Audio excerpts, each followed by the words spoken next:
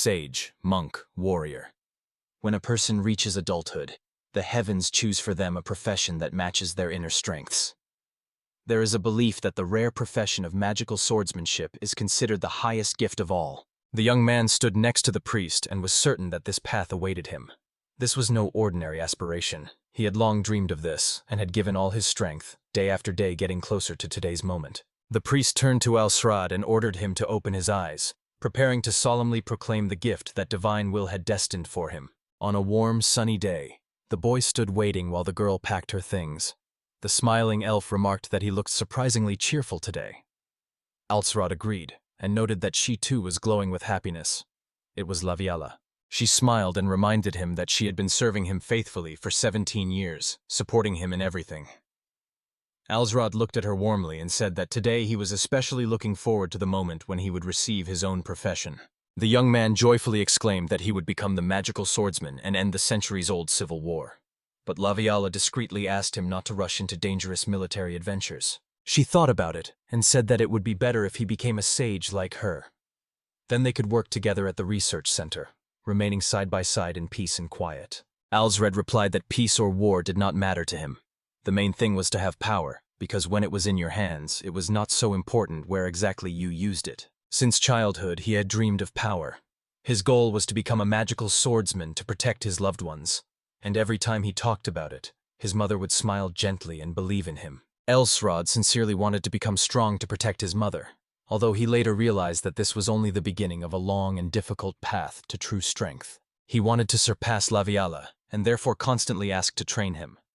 For many years he devoted himself to hard training, and today fate was to thank him for all those efforts. Al-Srad dreamed of defeating his half-brother, who had tried to get rid of him by sending him to the front as a child. The boy was sure that his string of failures would end today. Laviala looked at him for a long time in silence. Then she turned to Al-Srad and said that he was extremely wise, and she understood this better than anyone else. With a slight smile, she added that no matter what the future holds for him, she sincerely hopes his path will be filled with glory. Al-Srad gently stroked the girl's head and thanked her for her devotion and kind words. He said he dreams of sharing this future glory with Laviala, if fate allows them to walk side by side. After that, they went together to the church, where the priest was already waiting. With a smile, he greeted the Viscount's younger brother, Mr. Al-Srad, and invited him to come closer. The young man stepped forward. He dropped to one knee, listening as the elder began to solemnly proclaim the beginning of the initiation ceremony. He ordered the young man to keep his eyes closed until he told him to open them. The priest said that from now on, it is the Lord who will determine the profession that best suits his soul and heart. The boy immediately began to pray fervently that this would be the profession he had so desperately desired since childhood. He begged for the profession of a magical swordsman to be in vain, but at that very moment the old man suddenly froze in surprise. The priest was embarrassed and began to hesitate, not understanding what he had heard. The boys around him froze, because even the minister himself looked confused. Al-Srad became nervous, not understanding what was happening. Perhaps he had the gift of a great sage or some other high profession. The priest said that there was no doubt. That's what it sounds like. The young man thought that his profession was so unusual that it made the servant of the Lord himself doubt. He tried to calm down, because his whole future depended on this moment. The priest allowed Al-Srad to open his eyes, and he said, "Al-Srad's profession is Oda Nobunaga." The boy repeated the name in confusion, then apologized and looked at the priest, full of questions. He asked what such a profession meant. The old man could not answer, and only silently looked at the young man, who stood in complete confusion. Immediately after that, Al-Srad grabbed the priest by the hands and exclaimed that there had been some mistake. He begged him to check again, but the minister replied that it was impossible to doubt God's revelation. Although he had checked twice himself, there was no mistake. The priest sadly said that the boy's profession would not change. Al-Srad fell into despair, convinced that this could not be true, because his dreams were being shattered right before his eyes. Al-Srad wondered what kind of profession it was and how to pronounce its name correctly. He was not sure what language it sounded like. Perhaps it was an old dialect. He wondered about the origin of the name and suddenly realized that there was probably no mistake. Now he is destined to bear the burden of the profession of Oda Nobunaga and bear the responsibility for this strange gift alone, even if no one can explain its meaning. The priest said that obtaining any profession was a blessing from the Lord. If the young man lived righteously, peace and success would await him. Suddenly Al-Srad became thoughtful and began to suspect something was wrong. He angrily asked if his brother had instigated the priest to annoy him, but the elder firmly assured him that this was absolutely impossible. The priest reassured him, explaining that he was only conveying the word of the Lord. Laviala looked sadly at Alsrod, her gaze filled with compassion. The girl asked him not to be too upset, but Alsrod exclaimed in response, "Why should he be happy? He said he was just tired and wanted to go to bed." Laviala asked in surprise if he had really gotten the unwanted profession. The boy leaned his head against the wall and, sighing, replied that his profession was Oda Nobunaga. Hearing these words, the girl immediately rushed towards him. Alsrod looked at her in confusion, and Laviala hugged him tightly, unable to hold back her tears. She whispered if she could ease his pain, even if it wasn't enough. Sobbing, the girl said that it was extremely difficult for him right now, because he had tried so hard. Hearing this, the boy could not hold back any longer and began to cry himself, feeling relieved. Smiling through his tears, he apologized to her for making her worry. Alsrod said he was fine, he just needed to take it more calmly.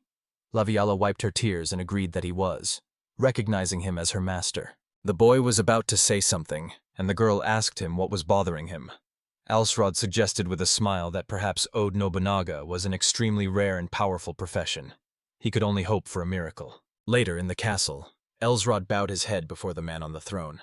The man asked if this meant the boy had received some mysterious profession. He added that this was sad, because Alsrod had always dreamed of following the path of sword and magic. The man said with a sneer that he had once thought he had an ordinary profession when he heard that he was just a warrior. He added that he should thank God for that at least, because he did not get the Ode of Nobunaga. The audience laughed.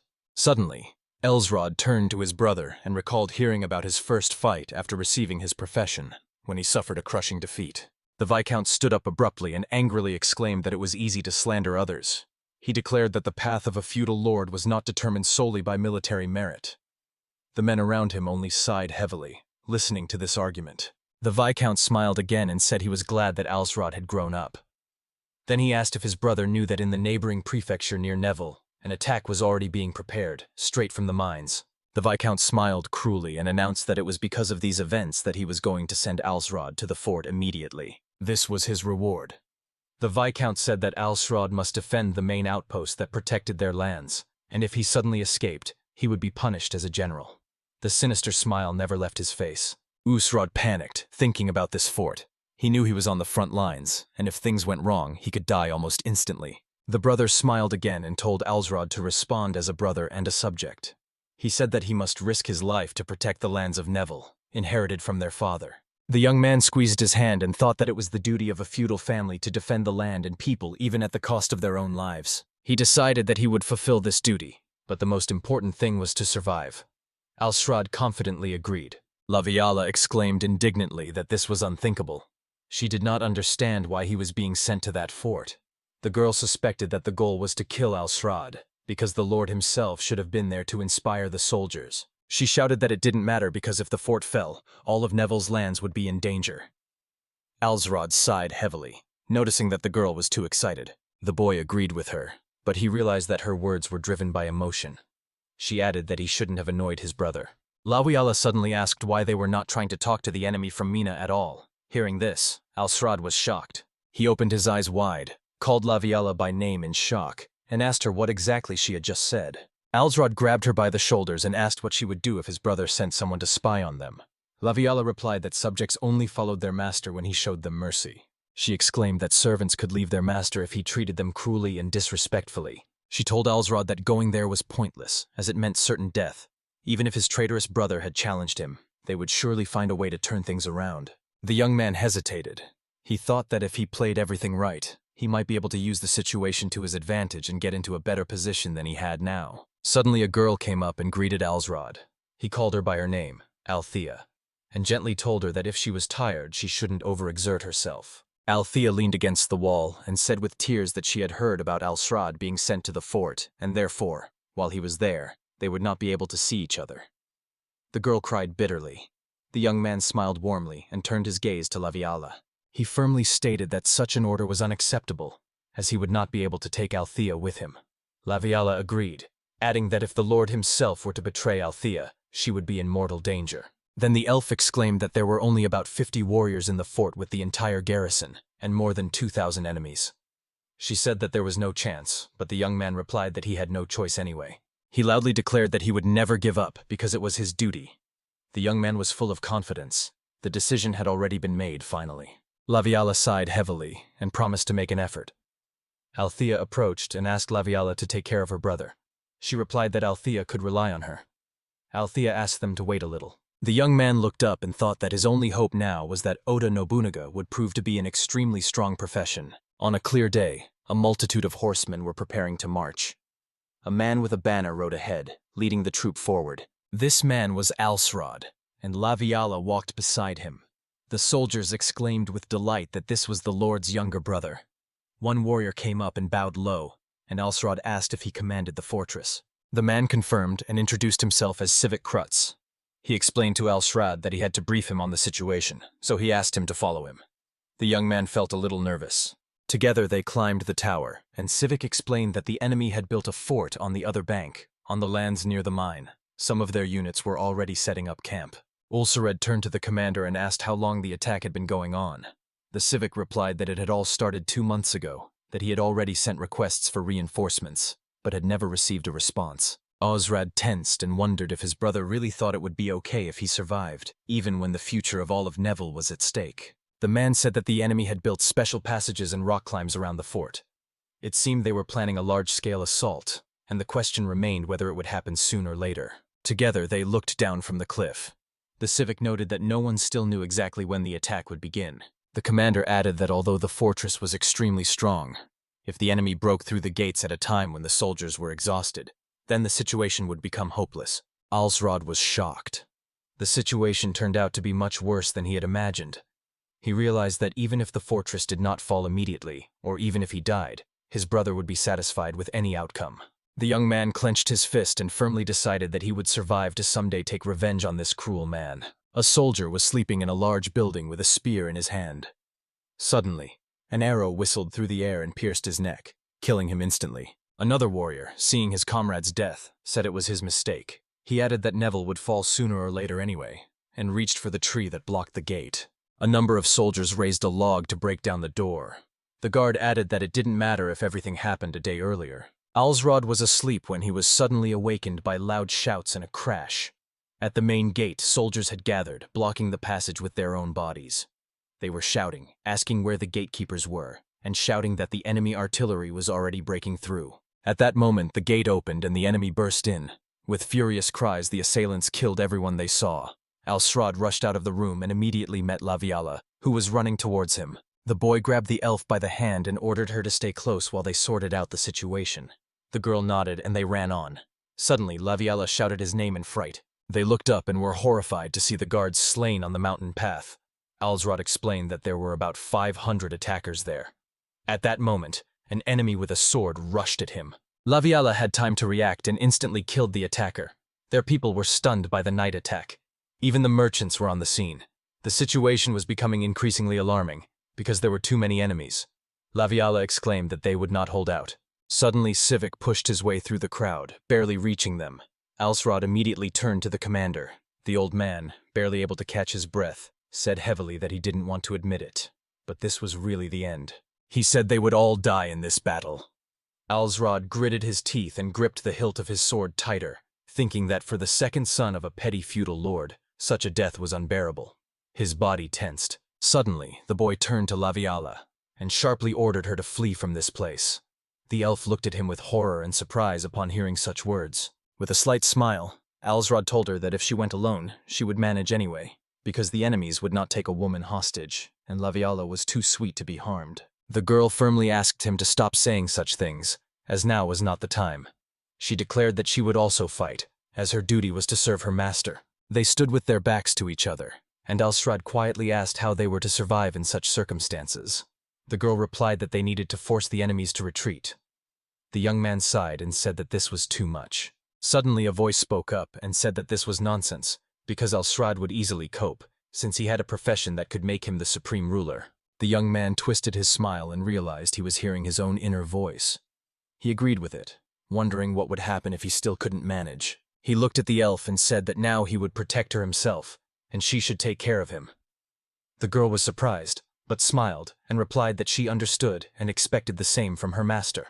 The next moment, Alsrod sharply rushed forward and jumped into the crowd of enemy warriors, among whom a battle was raging. A mocking voice said that the child had thrown himself into the thick of the enemy. He exclaimed that this was wonderful, because now this child would have to show a real spectacle. And it was then that the unique power of the supreme ruler awakened, doubling his physical abilities in battle. The boy landed below and was surprised to realize that the voice was speaking again. He realized that he could do nothing more than trust it and rely on the strength of his profession, Oda Nobunaga. The enemy soldiers raised their weapons and shouted that they must kill this boy. But at the moment of their attack, Alsrod disappeared, and this caused incredible surprise among the enemies.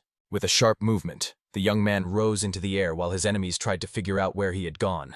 With a light blow, he killed one of them in front of everyone. Others shouted how he dared to kill their commander. Alsrod easily destroyed those who rushed at him.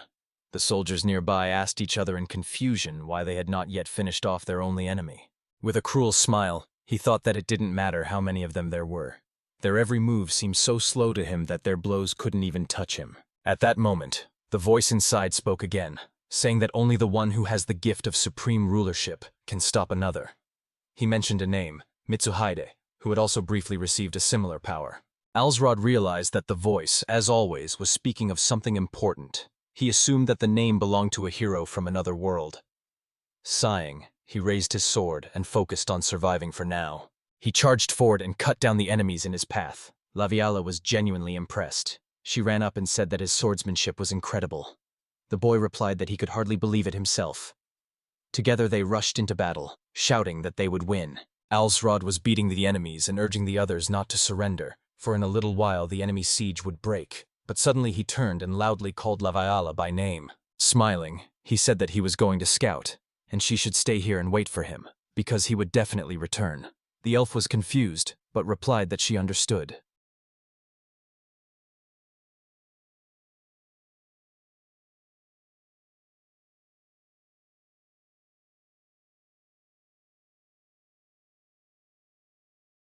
The enemy swung, but the young man skillfully dodged and defeated him with one blow of his sword. Immediately after that, he rolled down the stairs, knocking several soldiers off their feet.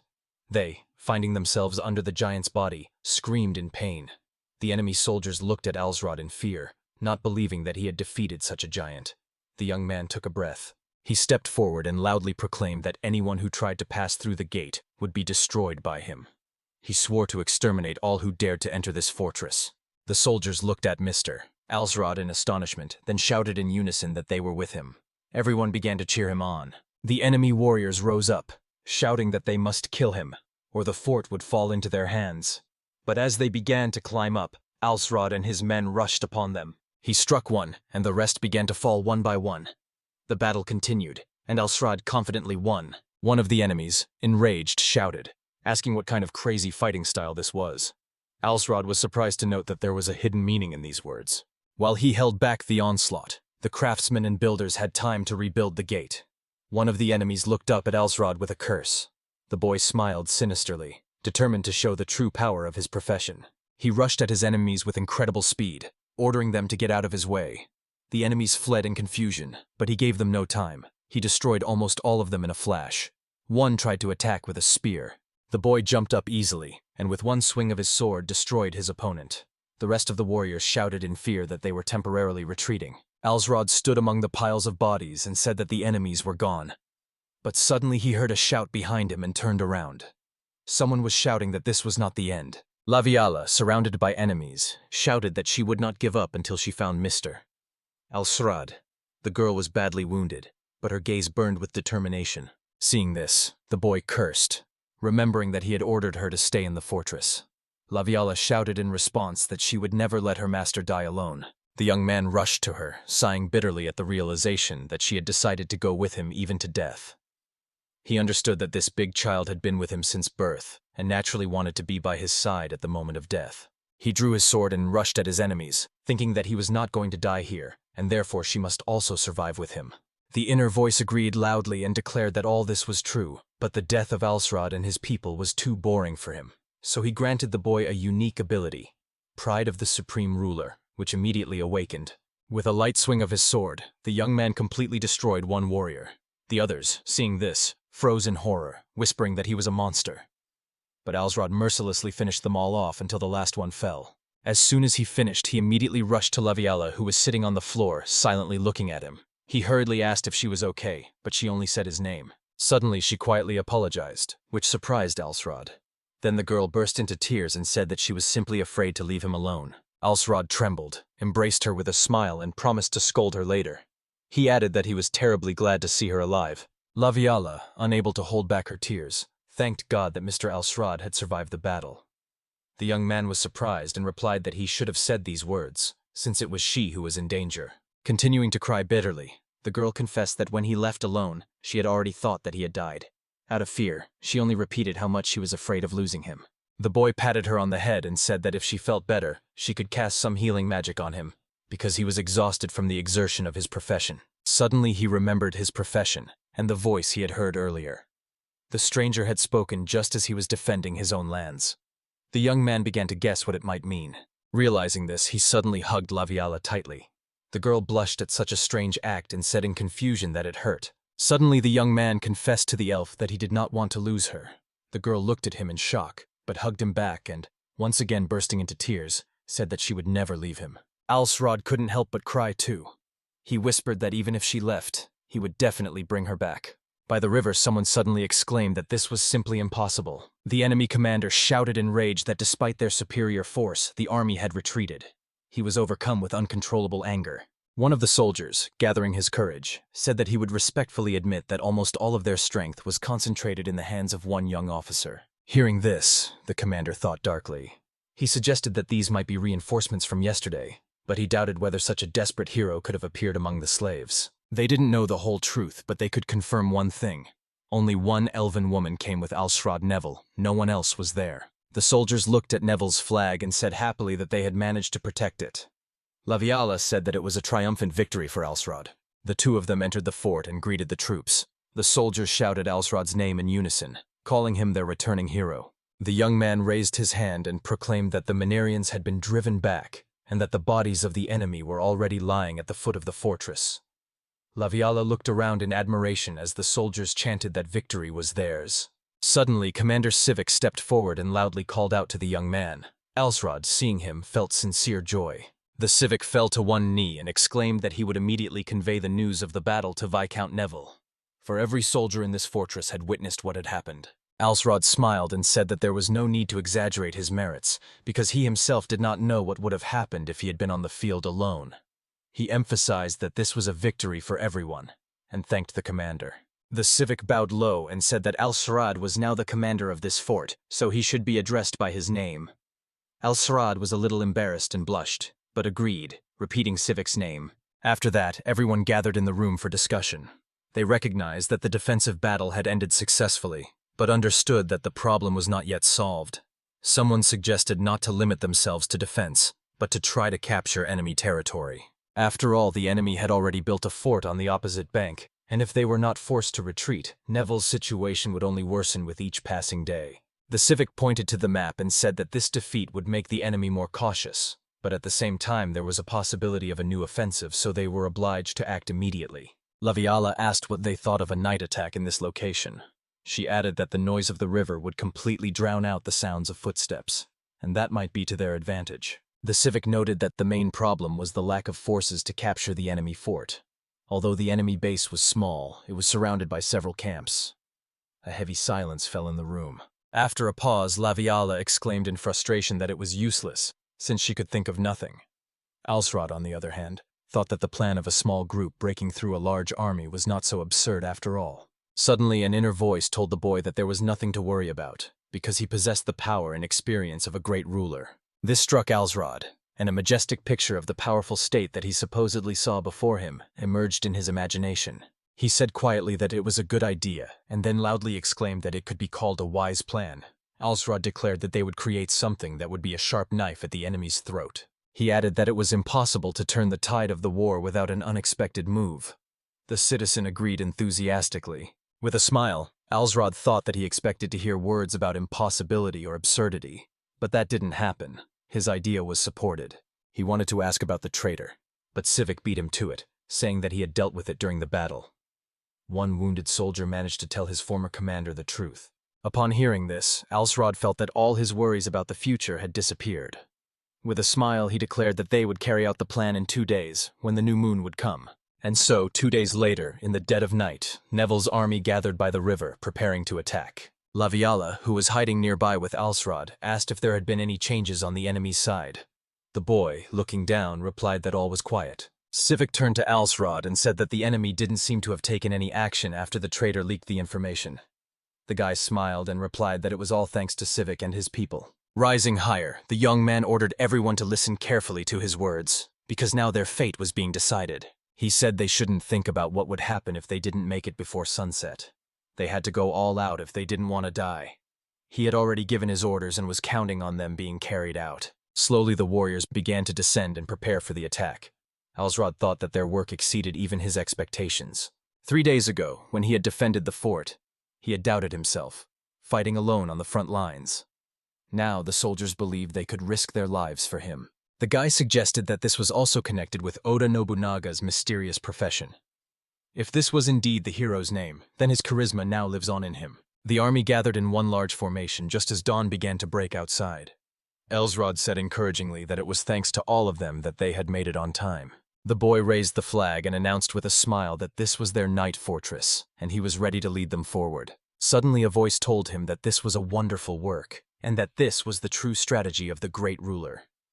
Alsrod looked around in surprise. Before him stood a man who possessed this voice. He said that if a fort could be built in enemy territory in 1 day, it would break the enemy's spirit and sow chaos. He urged Alsrod to use this power to its full potential. The young man looked at him and asked Ota Nobunaga if he was a hero. Ota Nobunaga laughed and replied that it was natural, since Ota Nobunaga was the name of a great ruler, although now it is simply the name of a profession. The man added that he had no intention of manipulating Alsrod, and that he had nothing to worry about. He said that it was useless to waste time on such things. The boy was somewhat surprised by these words. Ota Nobunaga said that in his youth he was also laughed at, considering him a fool. But later he was able to conquer everything under the heavens, and added that Alsrod was also quite capable of it. Meanwhile, a huge crowd had gathered near the river. At that moment, someone shouted that this was impossible, since Neville's flag was flying over the mine. The artillery commander shouted to them not to let their guard down, for it might be a cunning bluff. He ordered the troops to be deployed, not realizing what Neville had in mind. And suddenly they saw a crowd of soldiers running out of the forest in panic.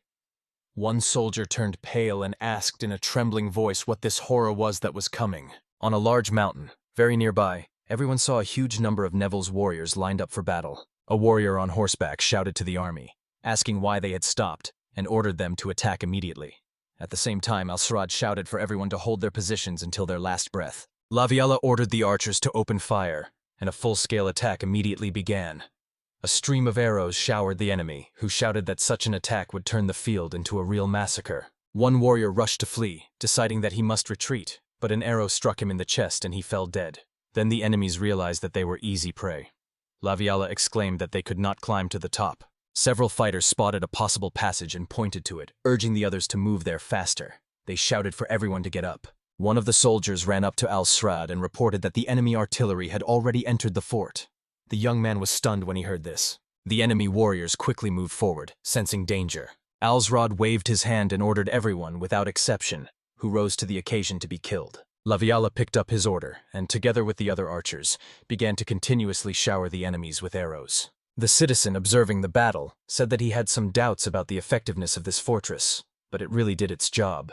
Alsrod replied that he had almost intuitively guessed that the extra height of the structures could create a deadly trap for enemies. At this time, the enemies who were climbing up shouted that they were not there. One of them pointed at something in horror and ordered his comrade to look. The path before them abruptly ended.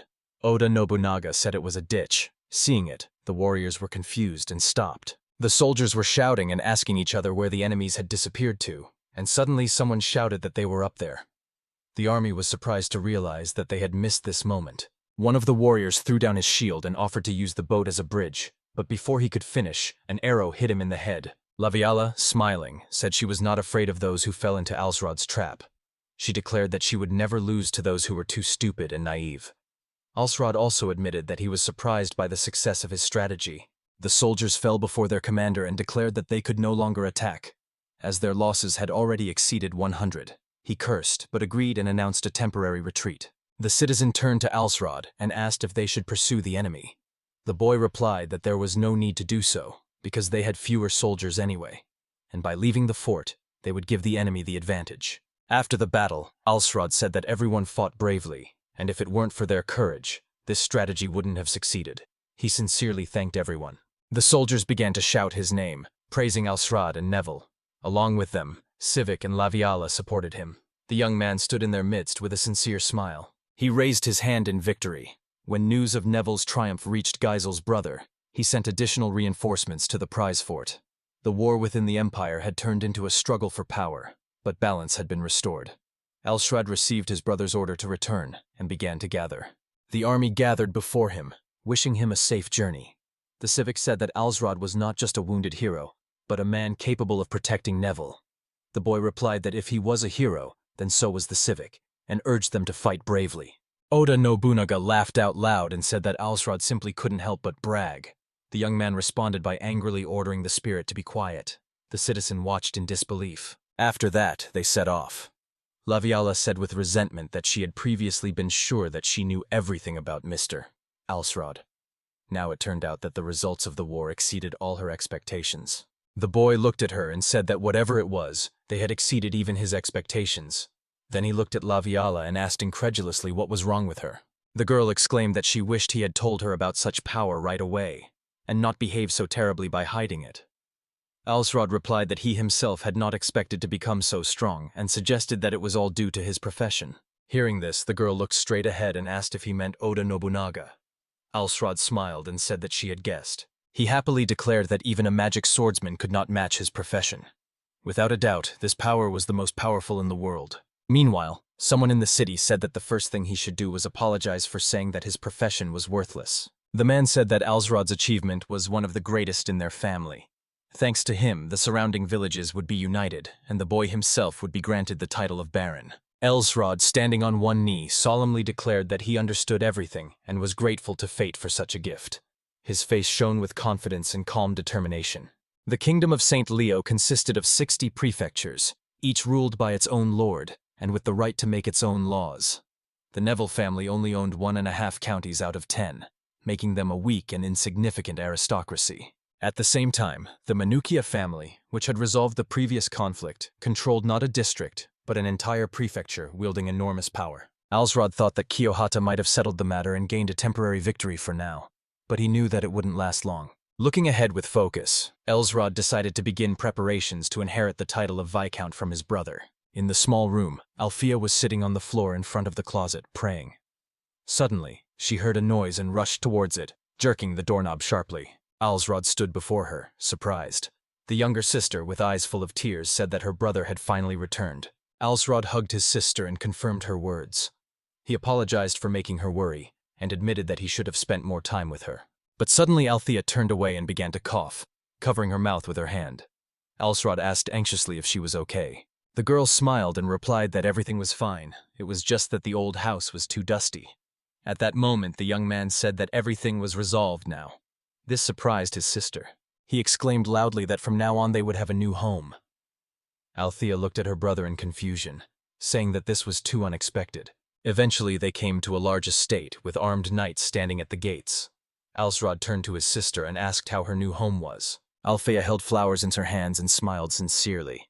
She replied that the house was extremely cozy and thanked her brother. Alsrod thought that now, with his title and power, he could build a new home for his sister and help her with her treatment. He decided that this new building could also become a defensive line that could be used as a real fortress in case of danger. After the last battle, the number of people who sought to serve under Alsrod's leadership began to grow steadily. The young man reasoned that he would not start a revolution right away, as there was not yet a sufficient reason.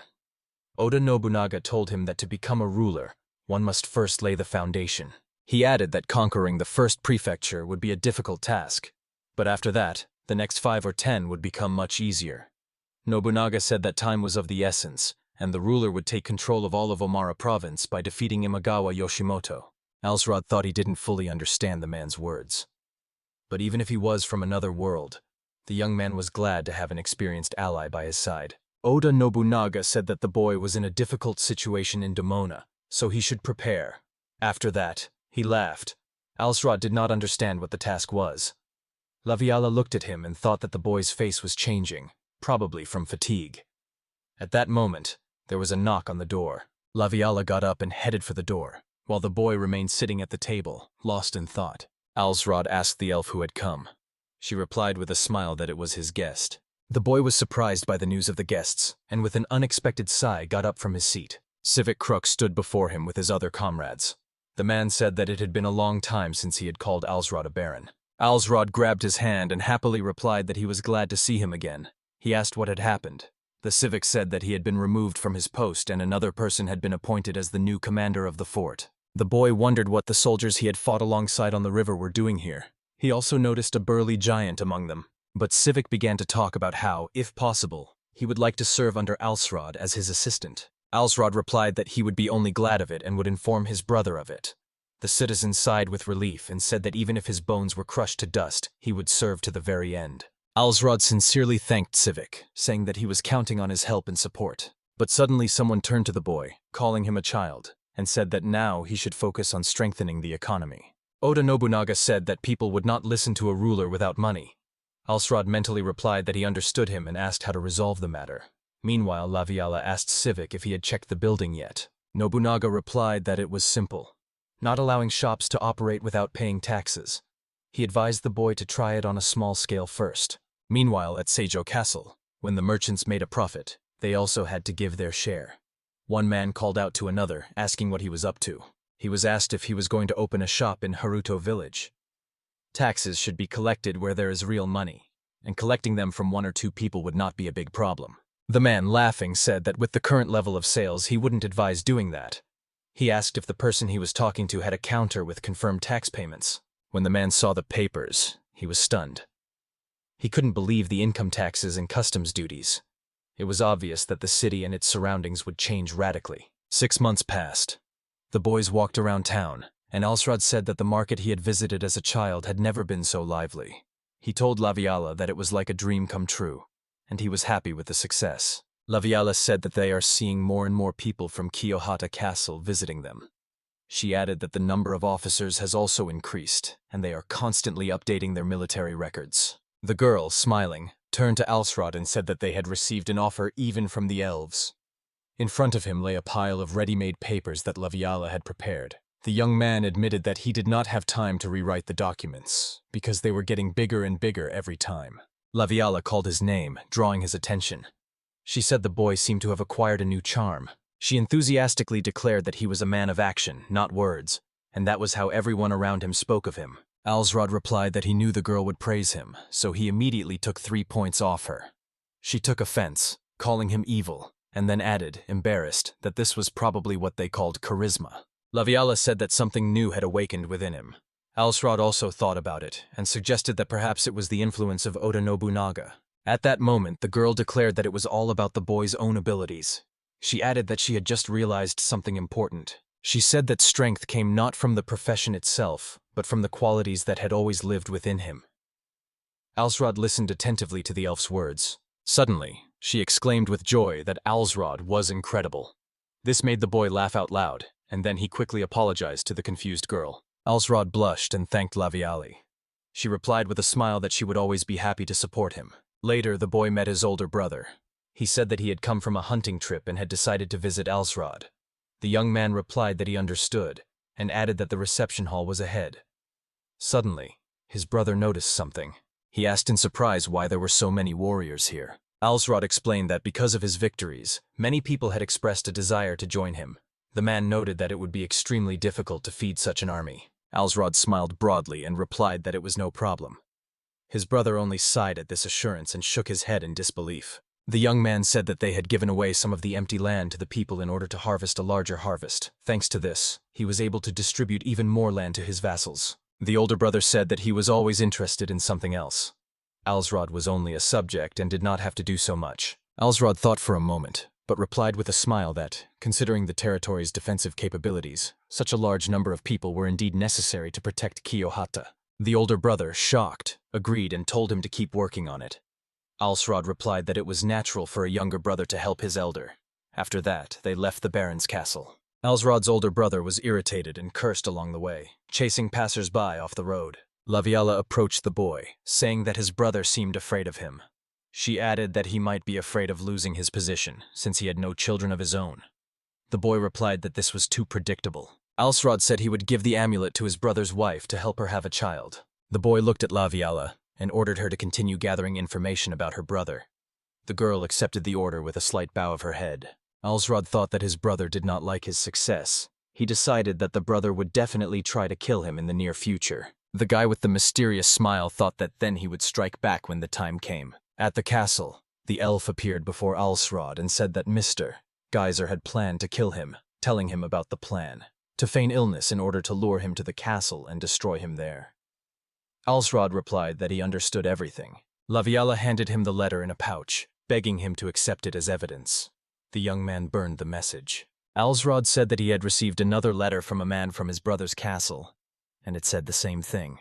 Laviala thought that her brother really planned to destroy her by feigning illness, and remarked that now all the odds were on their side. Alsrod clenched the remains of the letter, and said that, to be honest, he would even be glad if his brother had really died of the disease. The girl, confused, noted that killing her own brother would be terribly difficult for him. Alsrod could not deny that it was his blood, but those he truly sought to protect were his sister, Laviala, and the people of Neville. He decided that even if they were relatives, an enemy was still an enemy. Alsrod stood up and told Laviala that it wouldn't be a problem. He added that his only family now was Althea, and he had no one else. The elf placed her hands on his chest, saying that she would always be there and help him in time of need. Alsrod took her hands and called her by name, saying that he would be the new ruler of Neville and would not let his people down. He asked her to be by his side until his death. Laviala replied that she knew this and began to tell how fate had gifted her with meeting him since birth. She gently held his hand to her face and said that he even saved her life once. Alsrod leaned closer to Laviala, and she blushed slightly. Her body trembled, which made the boy laugh softly. The girl asked him not to laugh in displeasure. Alsrod apologized awkwardly, saying that she was incredibly cute. The next moment, the young man touched her lips with his. The next morning, the girl tossed and turned restlessly in bed. She was told she could rest if she wanted. In a panic, Laviala jumped up in bed and covered herself with the blanket. She wished the boy good morning, and Alsrod returned the same. The guy with a confused face handed her a glass and said that her breasts weren't that big, adding that he hadn't looked. He noticed the change in her face and asked what was wrong. The girl screamed for him to never say that to her again. Alsrod's older brother cursed furiously, unable to believe that even when he was sick, his younger brother did not want to visit him. He angrily threw his glass at the maid, shouting who the hell this guy thought he was. The brother sat on the throne and said that to lure Alsrod, a much more attractive bait was needed. Suddenly he understood what to do and ordered his servant to announce that he planned to hand over the throne to Alsrod. Soon Alsrod, Laviala, and his entire wife set out. Alsrod stood before the castle entrance. Geyser's servants asked in surprise why there were so many soldiers with him. The young man sat astride a horse, with Civic and Laviala standing next to him, and behind him was a huge army. The guy replied that he was going to inherit the throne, and it would be rude to show up without his people. The older brother's servant awkwardly said that the boy's actions were making Mr. Geyser anxious. Laviala said that they had many strong warriors in their ranks, pointing to the army behind them. She asked why they were even worried. The man, looking displeased, replied that he understood. He ordered Alsrod to follow him, adding that his men should wait at the entrance. Laviala intervened, seriously stating that they did not agree. She said that their men would not wait outside, but in the castle garden. The man began to explain in a confused manner what would happen if something happened. The elf exclaimed indignantly that this was extremely rude. She added that he was speaking with Alsrod himself, who would ascend the throne today. The girl asked the servant what right he had to contradict the master's orders.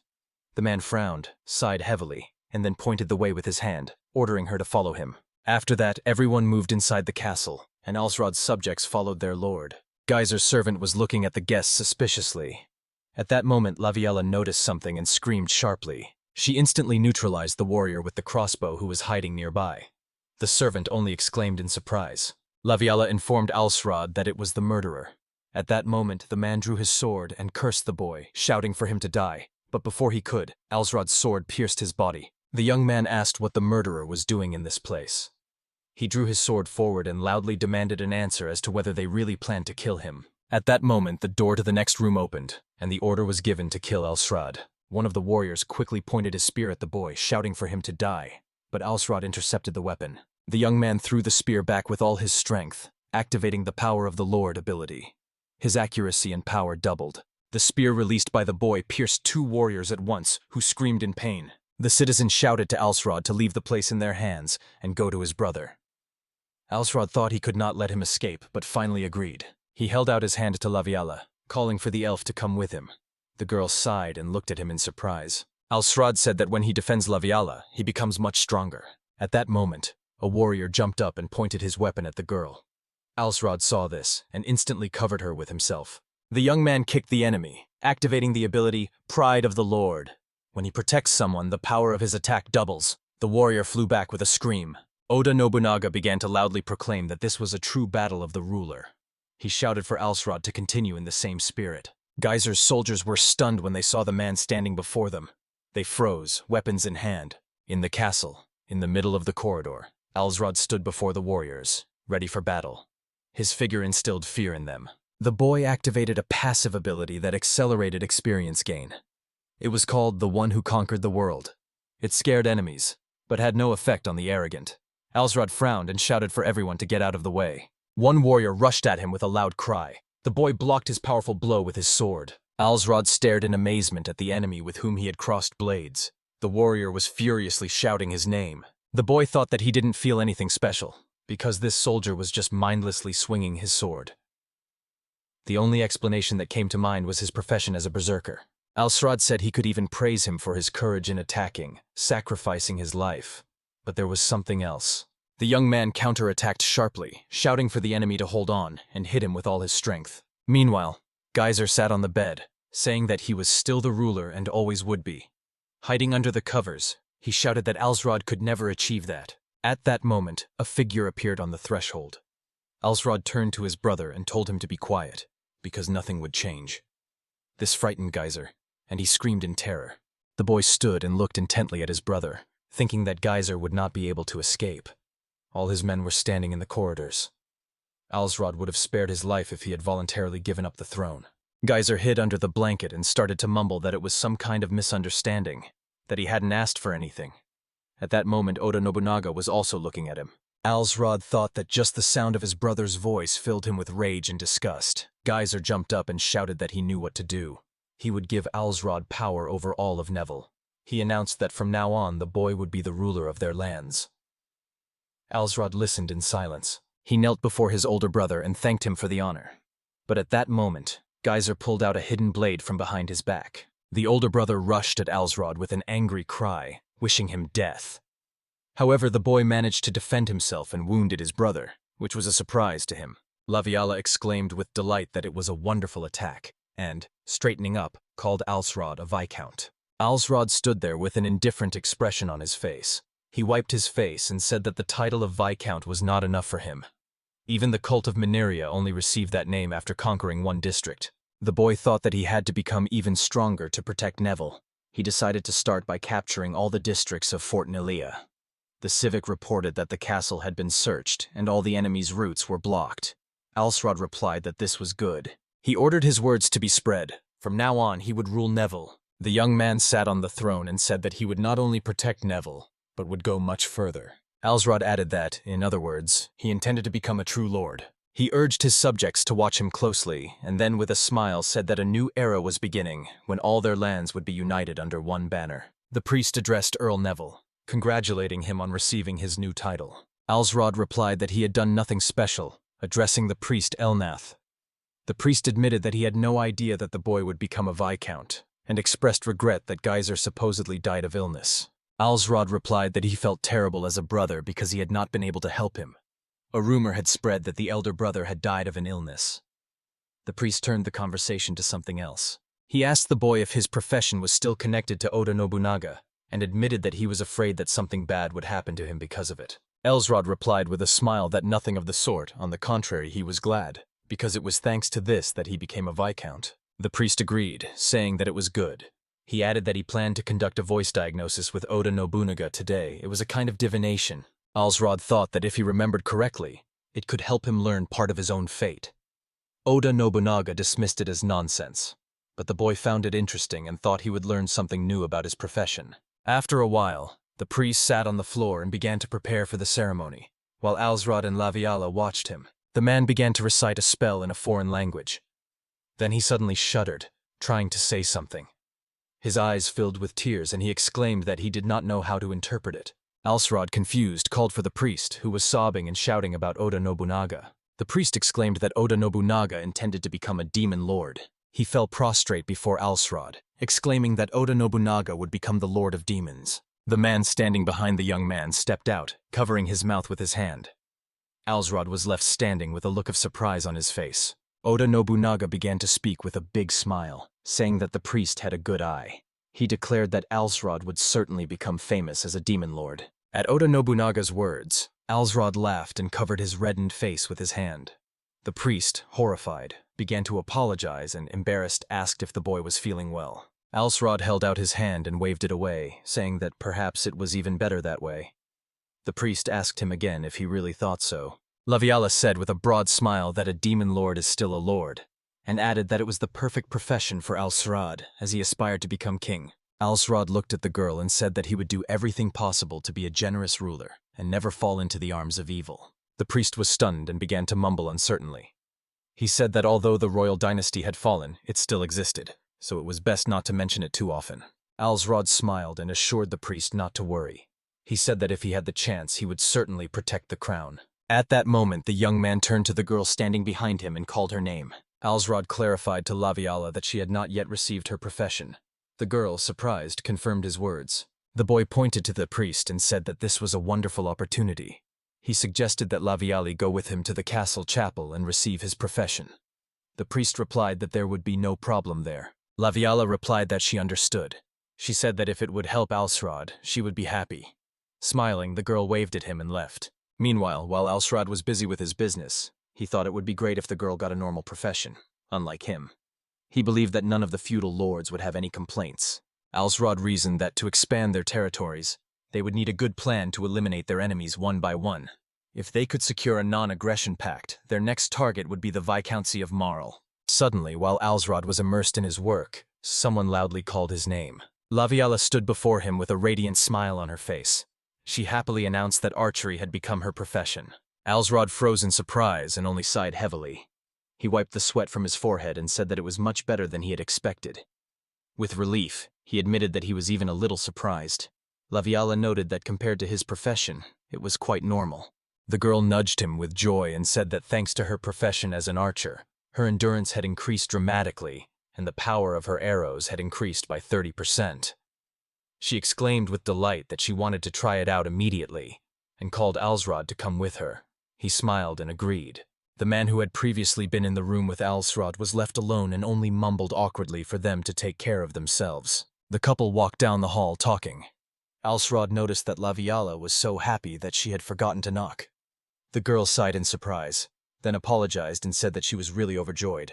Soon they reached the shooting range, where many soldiers had already gathered. Laviala drew her bowstring, and Alsrod watched her intently. The girl took a deep breath. The elf thought it was incredible. Because her mind was calm and her body was filled with strength, she had no doubts. Opening her eyes, she confidently decided that she was now at the peak of her abilities, and released the arrow. The arrow from Laviala's bow shot forward with incredible speed and force. Alsrod and the warriors were shocked to see it hit the target. Observers noticed that the arrow had destroyed the target and pierced a huge rock behind it. Everyone understood that such a hit would have meant instant death. Alsrod exclaimed with delight that this was incredible, and declared that Laviala could become the strongest archer in the world. The young man added that with such strength she would be able to fight on the battlefield without any difficulty. Laviala agreed and said that now she would be able to defeat Neville's enemies by staying by his side. The guy replied that with her abilities she would be able to command the elves without any problems. Alsrod smiled and advised Laviali to continue training, for the time would soon come when her strength would be needed. The girl asked in surprise what he meant. The boy told Laviala that they were preparing for the largest territorial operation in the history of the Neville Viscounty. After some time in Hughes's possessions, Alsrod gathered his army and set off east, towards the Viscountcy of Marl. One of the warriors blew a loud horn. The knights on horseback rushed forward with battle cries. The commander at the head of the detachment called on the warriors to show the enemies their place and ordered everyone to attack. At this moment, Laviala quickly pulled the bowstring. The next moment, a huge hole gaped in the body of the commander leading the squad. The soldiers nearby were shocked by what they saw. The man fell, and the soldiers screamed, not understanding where the blow had come from. Someone shouted in despair that he did not want to die. All the soldiers began to run in different directions in panic. The knight on horseback shouted at them not to flee the battlefield. At that moment, the man noticed a large number of warriors rapidly approaching. The squad leader instantly stabbed him with his spear, shocking his subordinates. The battle raged on the plain. One army found itself surrounded by the other. One of the soldiers who was watching everything exclaimed that something was wrong with the cavalry and said that he would immediately inform the Viscount of Marley, but that it would take a long time to get there. At this moment, Alsrod, with a premonition of victory and a smile on his face, shouted the order to move forward. The man sat deep in thought, talking about how their ranks were broken.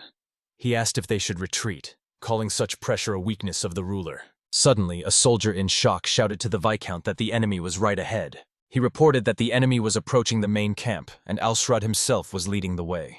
The Viscount jumped to his feet in shock and shouted, asking if the boy was really so foolish. He quickly ordered his archers to open fire. Alsrod was asked if he really wanted to personally storm the enemy camp. Laviala exclaimed that it was too dangerous, and begged him to be sensible.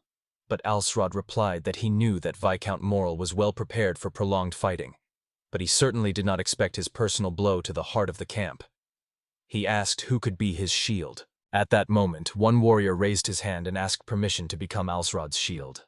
The boy, moved by such courage, said he was grateful to him and asked to give his name. The soldiers charged forward, some struck by arrows and falling from their horses. Alsrod was covered by a young elf with a shield, shouting loudly as he took the blows of the arrows. The Viscount's soldiers shouted in shock that they were not stopping. The Viscount shouted back that he did not care and ordered them to keep firing. The soldiers shouted that it was all in vain, because the enemy was already in the camp. But he didn't have time to finish when he was knocked down by a horse's hoof. The young man proudly exclaimed that his name was Ulceral Neville, and he had come to put an end to Viscount Morlo. The soldiers nearby were stunned to hear this name.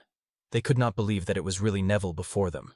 Viscount Marl was greatly surprised to see that the young man was indeed of the Neville family. He exclaimed joyfully that if they killed him, they would immediately gain victory and rush to the attack himself. But the boy with the menacing aura told the Viscount to get out of the way. The old man screamed in fear and started to run away.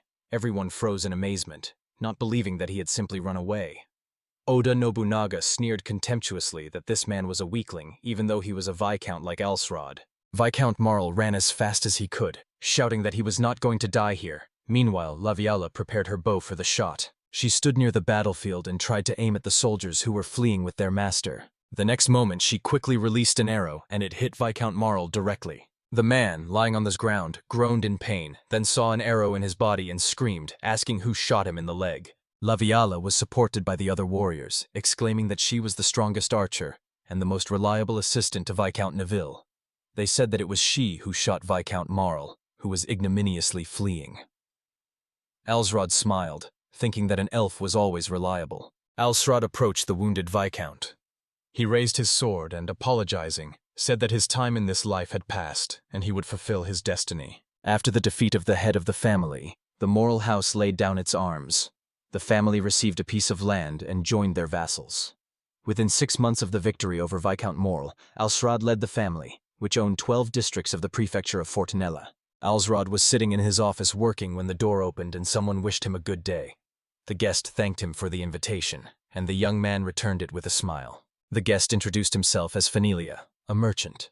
Alsrod, smiling, said that rumors spread quickly, as he had only recently been informed that he had become a count. Alsrod replied to the merchant that he was right, adding that their lands had expanded significantly. The boy admitted that they were now so large that it was becoming increasingly difficult for him to manage them alone. He reflected that obtaining permission to use the title of Earl was surprisingly easy, since money easily swayed the royal family. The boy remembered that Fenelia had once traded in butter.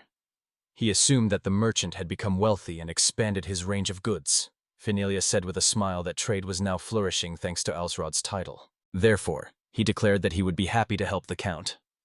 Alsrod hinted that it was about taxes on small shops and permission to open them without joining a trade union.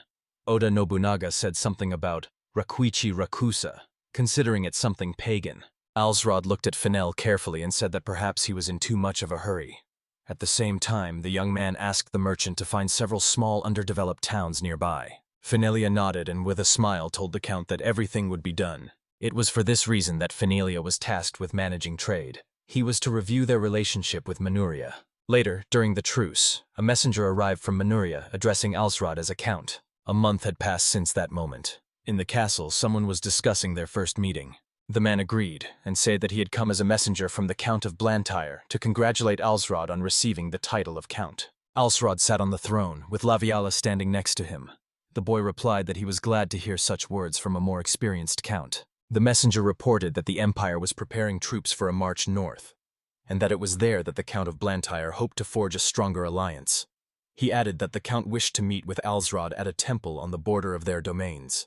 Alsrod thought that ambassadors were often enough, but it could also be a direct threat, because an attack could happen at any moment. At that moment, Laviala called him by name and asked him to be careful. She looked at the messenger suspiciously and said that it might be a trap. The messenger bowed and replied that the decision belonged to Alsrod. The boy said he understood and added that this way he would not be distracted by the West. A voice in the crowd said that this was a wise decision to be expected from Earl Neville. Laviala became angry and exclaimed that the man had really come only to mock Alsrod. She threatened that if she attacked him now, he should not complain. The messenger replied that they would then accept the challenge and asked if it was true. At this point, Alsrod intervened and ordered an end to the dispute. He said that he would personally meet with the Count of Blantyre of Manhwa, Ails Galtus. Laviala was surprised to ask why he had agreed. She noted that although the messenger spoke politely, he acted arrogantly. Despite the fact that Alsrod was now a count, Alsrod replied that everything was fine. He said that if the meeting really turned out like this, Manhwa herself would be ashamed of herself for underestimating him. The young man added that he must prepare the warriors he would take with him. They must be equal in strength and number to the royal guard. Laviala asked in confusion how he could do all this in such a short time. Alsrod smiled and replied that he had his own methods. The young earl added that he was not one to make excuses. He recalled that after receiving the title, he had discovered a new ability, Lord's Order, which increased the reliability and concentration of his warriors by 50%. Alsrod wanted to create a small elite army. He thought that if people felt chosen, they would be motivated and proud. But even a small army, if well organized, can show the true strength of its leader. Alsrod decided to remind Manhwa that the victory at the fortress of Vinogorad was no accident. The Empire might have thought that his power could be curbed by an alliance. But Alsrod was not going to fall for their tricks so easily. He reasoned that he would better use their minds for even greater expansion. The young man turned to Civic and asked if he had called the soldiers. He confirmed and said that they were already waiting. The young count went outside, where he was met by a large number of soldiers. The Civic unfolded the scroll and began to read. He said that each of those named should be brought to Alsrod immediately. The first he named was Orc Sprit from the Mercolia region. The Civic announced that they would be called the Red Bears and the White Eagles. From now on, they would report directly to Count Neville as commanders of his special forces. Alsrod began to say that he had come a long way from the second son of a petty lord to a count, but the current training of his troops did not correspond to this status. From now on, they must learn to move and act as befits the chosen ones. He exclaimed that he was creating the perfect army, capable of terrifying enemies. He promised that these soldiers would show everyone what they were capable of under Neville's leadership. The soldiers erupted in loud cheers. Oda Nobunaga said that the two units resembled the Black and Red Horrors. He said that he was beginning to understand why Alsrod's work was associated with his name. Oda Nobunaga added that perhaps the opinions of their worlds differed, but the experience and way of thinking were the same. That was why the boy's profession bore his name. It was inevitable. Alsrod thought that it still remained a mystery how such a person could become a professional. Perhaps people were not given to understand God's plan. Oda Nobunaga told the boy not to rely too much on God. He advised Alsrod to control himself, otherwise his power might not work. Alsrod thought that the man talked too much. Time passed, and the day of the meeting arrived. Many people had gathered, but Alsrod himself was still nowhere to be seen. Some thought he was delaying on purpose. Laviala asked the boy if he really wanted to pretend that their presence meant so much. He confirmed and said that his purpose was different. Alsrod added that he wanted everyone to get a good look at his army. He wanted Laviala to understand why he was deliberately playing the role of a latecomer. More than an hour passed before Alsrod and his men arrived at the meeting place. Oda Nobunaga looked around and said that it was perfect, so it would make the right impression. He began to tell the story of how Mamushi had come to the meeting dressed as a common soldier, and then surprised everyone by appearing in official clothes. Oda added that he thought it was a mistake to show force right away. Alsrod listened in confusion, not knowing who Mamushi was. Meanwhile, Alsrad's army entered the borders of the county of Manhwa. The knights in the city looked at the warriors and whispered that they were Neville's soldiers. They were impressed by the discipline and organization of the detachment. Soon the young count's entourage reached the castle, where they were already waiting. Alsrad loudly addressed his warriors, thanking them for their efforts. Then he called out to the White Eagles, and they responded immediately. One of them reported that they had arrived late due to a mistake, and the culprits should come forward. Alsrad thought that this was, of course, just a show for the public, but one soldier loudly admitted that he had detained them. The Eagles looked at him, and he raised his hand. The rest of the warriors watched in astonishment. The next moment, the Eagles' commander sharply punched the soldier in the face. He declared that next time it would be unforgivable, and warned that if he was late during the battle, he would lose his head. The soldier loudly confirmed that he understood. The eagle bowed to Alsrad, offering his apologies. The young count accepted them and allowed the soldier to return. The detachment accepted his words with relief. Alsrad thought that soldiers were not afraid of commanders who punished their own for negligence. He decided that this performance would show others that there were no problems in his army. After that, Alsrad and the closest people entered the building, where they were met by servants. A man was waiting for them in the hall, guarded by 2 soldiers. He addressed Earl Neville, saying that he had been waiting for him for a long time. It was the Earl of Blantyre, Exiled, a middle-aged man. Alsrad apologized to him with a smile for being late. Oda Nobunaga sat comfortably on the table in front of the count and began to comment on his name, Exiled. He looked at the man and said that the atmosphere around him reminded him of Mamushi. He added that this man should look much more attractive. Count Exiled waved his hand, inviting the guests to sit down. Alsrad sat down at the table with an apologetic smile. Count Blantyre remarked that he had heard about the boy's delay, so he decided to take his time and observe. He emphasized that Alsrad's warriors were indeed impressive. Alsrad replied sheepishly that this was just hasty preparation. He added that he did not yet feel ready for such a meeting. Exiled seriously said that this was even strange, since the defeat at the Fortress of Rewards did not seem to be an accident.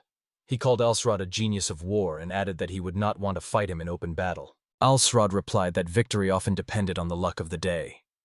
If he had not taken advantage of it, he would already be lying under the cold earth. He sincerely said that he did not at all desire war with Manhwa. Exiled seriously added that if the boy turned out to be mediocre, it would not be difficult to conquer him. He admitted that in that case, Alsrad would have long since been lying dead in the same ground. Sivik and Laviala were shocked by these words, and Alsrad only smiled faintly. He wondered if the count had even meant trying to hire an assassin. Exiled replied that it was not right to say that. He said that he preferred a fair fight, but in this case he wanted to join forces. Then the man unexpectedly asked Count Neville if he had a wife. Alsrad replied that he did not yet, because the war was still going on. Then Exiled asked directly what the boy would say if he offered him his own daughter. Alsrad smiled to himself, knowing that under favorable circumstances he would certainly be asked such a question. He thought that if he and Laviala were ordinary people, he wouldn't have caused her such pain. At this moment, the girl unexpectedly turned to Alsrad, urging him to accept the count's proposal. The elf said that the boy needed a wife, and strengthening the ties between the clans was no less important. Alsrad looked at her with great surprise and called her by name. He pursed his lips and turned to the Earl of Blantyre, asking permission to clarify something. The young count explained that he could not neglect the chance to produce an heir. He added that for this very reason, he might even agree to a concubine. In that case, the likelihood of civil war would be reduced and their lands would be under reliable protection. Alsrad said that if Galtus's daughter did not object, he would accept the offer. The count raised his hand in agreement, but added that they would ask the girl herself, which surprised Alsrad. At that moment, a girl with expressive dark eyes and black hair slowly entered the hall. She bowed carefully and said she was pleased to meet him. Her name was Serafina Galtus, daughter of Exiled. Alsrad looked in surprise at the girl, who probably considered him her future husband. He bowed in return, saying that it was a great honor for him to meet Count Galtus's daughter. Serafina quickly approached and said she felt flattered. She confessed to the surprised boy that her dream was to marry a hero. The girl added with a broad smile that in that case her life would become much more interesting. Alsrad thought, a little confused, that the girl was really nice. Serafina said that he should not doubt her words. She had heard of his triumph in the battle for the fortress on the border, and then decided that she must become his wife. Serafina admitted that she wants to see the world beyond Manhwa, and she really hopes that the guy will make her wish come true. Alsrad replied that of course it would be so. After all, if he were to become her husband, it would be his natural duty. Serafina looked him in the eye and told him it was true. She added that if he changed his mind, He better run away, because then she would see to his death herself. Meanwhile, Laviala, who was standing nearby, could barely contain her anger at what she had heard. The civic rushed to calm the girl down. The Count told Serafina that she might regret it. He asked how many heroes she thought there were in the world. The Count's daughter laughed and said that he was undoubtedly incredibly interesting. Serafina added that her profession was also quite strange. She was a saint, able to increase the luck of others by 30%. She warned that from now on her power would also affect Alsrod. Curious, the girl asked what his profession was, because she had already named hers, and now she also wanted to know the truth. Oda Nobunaga, looking at her, told the boy to just look at this girl. She looks like a butterfly. Alsrod thought that if he admitted his profession as Oda Nobunaga, the girl might not understand. She would take it as a fabrication or a suspiciously made-up name. So the boy replied with a smile that he already knew about her power. Meanwhile, Oda Nobunaga was watching him closely. Alsrod confidently stated that his profession was that of a hero. At these words, the man only smiled, asking what exactly he had just said. Serafina returned to her father and announced that she would go to Neville with her lover. She thanked Count Galtus for his upbringing. Then the Count told Alsrod that, apparently, despite his daughter's character, she was very intelligent. He assured him that it was not greed that had prompted him to this marriage. Serafina really suited the boy. Alsrod replied with a smile that he would do everything possible to make the girl happy. The Count said he was glad to find a worthy match for his daughter, and wished them both happiness. Thus ended Alsrod's meeting with Manuria. Without any obstacles, they concluded a non-aggression pact, and agreed to expand their influence where their interests did not overlap. It also simplified trade. Merchants with permission could rent horses even on foreign land, and received protection and priority at inns along the roads. A month passed, and Count Neville and the daughter of the Count of Manuria celebrated a magnificent wedding in a temple on the territory of Manuria. Count Ails Galtus entered through the tall doors, leading his daughter Serafina in her wedding dress. The girl looked happy, holding a bouquet of flowers in her hands, her cheeks blazing with blush. Her future husband, a priest, and Alsrod's closest people, Civic and Althea, were already waiting for her. Count Alsrod extended his hand to the girl with a slight smile, gently calling her by name. Serafina let go of her father's hand and approached Alsrod. The boy said that she was surprisingly beautiful, as befits a count's daughter. She replied with a broad smile that in fact all this was only for him. Gently calling him her beloved, Serafina asked to make her the happiest woman in the country, because the power of the saint is especially felt in love. Alsrod replied with a warm smile that he would definitely do it. He said that Serafina would become his good luck charm. The young man lifted his bride into his arms. The girl admitted that she did not want to praise him too much, and then declared her love to her husband. Time passed, and already in the castle, Serafina noted that it did not correspond to her husband's status. She said that such a structure would not accommodate even 1,000 people, and the walls were too low, especially considering future enemies. Alsrod noted that this girl had come to this conclusion from just one look at the layout of the castle. He thought she was very clever indeed, and asked where she should move. Serafina suggested the town of Maust, overlooking the river, which would be a good place to develop as a commercial center. She said that instead of a moat, the river itself could be used, with the castle facing away from it. After she said that, the boy placed his hand on her head. This surprised Serafina and made her blush. Alsrod smiled and said that he would certainly marry such a girl, even if she were the daughter of a commoner. Serafina happily assumed that the man was also mentally choosing this place. The guy confirmed it, and Laviala thoughtfully repeated the name Maust. Finelia began to explain that this was indeed the trading city where Count Neville had first defeated the Canarsia army. He added that he had been tasked with personally investigating it. The merchant said that Neville was landlocked, and the quickest way to the ocean was through Maust, where a large river flowed. Laviala replied that she understood everything. Alsrod told Serafina that when he could truly call himself Count of Finelia, he would think about a large-scale operation. First, he would have to destroy the rebels in the prefecture. Serafina agreed that only a hero could show such strength in war. At this time, Alsrod was approached and told that he needed a few minutes. The servant reminded him that a lot of papers had accumulated. The young man told the workers that he understood and would take care of it immediately. He asked if everyone behind him was okay, and then asked for someone to show the Countess the castle. His gaze fell on Laviali, who was standing nearby. The elf calmly replied that she would not mind showing them the castle. She emphasized that she would act in accordance with their social statuses. Alsrod thought with an awkward smile that Laviala was saying this more for his own good. But deep down he felt that there was a deeper problem here. Serafina sighed with joy, declaring that this half-elf was her husband's mistress. She asked if she was right, as she had heard that Laviala was a skilled archer with a toned body. She added that Laviala became famous alongside her courageous husband, and such a name deserves respect. Serafina said that she had also heard of how the elf had killed many enemies with her bow. Laviala bowed and respectfully replied that she was very flattered by such words. Alsrod thought with a slight unease that the real tension was not coming from Laviala, but from Serafina. At that moment, the Countess said with a smile that everything was turning out even more interesting than it seemed. Serafina spoke loudly, noting that if their breasts were compared, the advantage was completely on her side. Laviala was stunned by such words, and Alsrod was almost speechless with shock. The elf, trying to maintain her dignity, replied that for an archer this was even an advantage, because excessive forms would only hinder in battle. Serafina assured him that a man should know about such things, of course. She asked what the real reason was, to which Laviala screamed in fright, and Alsrod sternly ordered her not to look at him or ask such questions. The Countess reminded them that they were not alone, so they should not put their loved ones in an awkward position. She proudly declared that the Count was her husband, which made the servants chuckle softly. Laughing, they looked at the embarrassed Laviala, who assured them that she would never forget it. Finilia only warned the girl to hold on. Serafina, meanwhile, flashed a smile at Alsrod. The boy realized that this slight skirmish was enough to bring her closer to the vassals. Still, he remembered that Serafina was the daughter of their enemies, the Manuria, and many had lost their relatives in the wars. Suspicion would always remain, and he felt that his wife had extraordinary courage. Alsrod thought that, despite everything, she knew how to easily lift spirits, even by joking. The young man admitted that his wife was perhaps far more gifted than he had first thought. From Laviala's perspective, this did not seem like self-sacrifice, so the elf awkwardly turned to the Countess. Serafina approached and gently asked her not to be so strict anymore, but to simply call her by her first name. She said with a smile that she knew how long Laviala had been helping her husband, and now she wanted to take care of her too. Laviala, slightly embarrassed, took the girl's hand and softly said her name.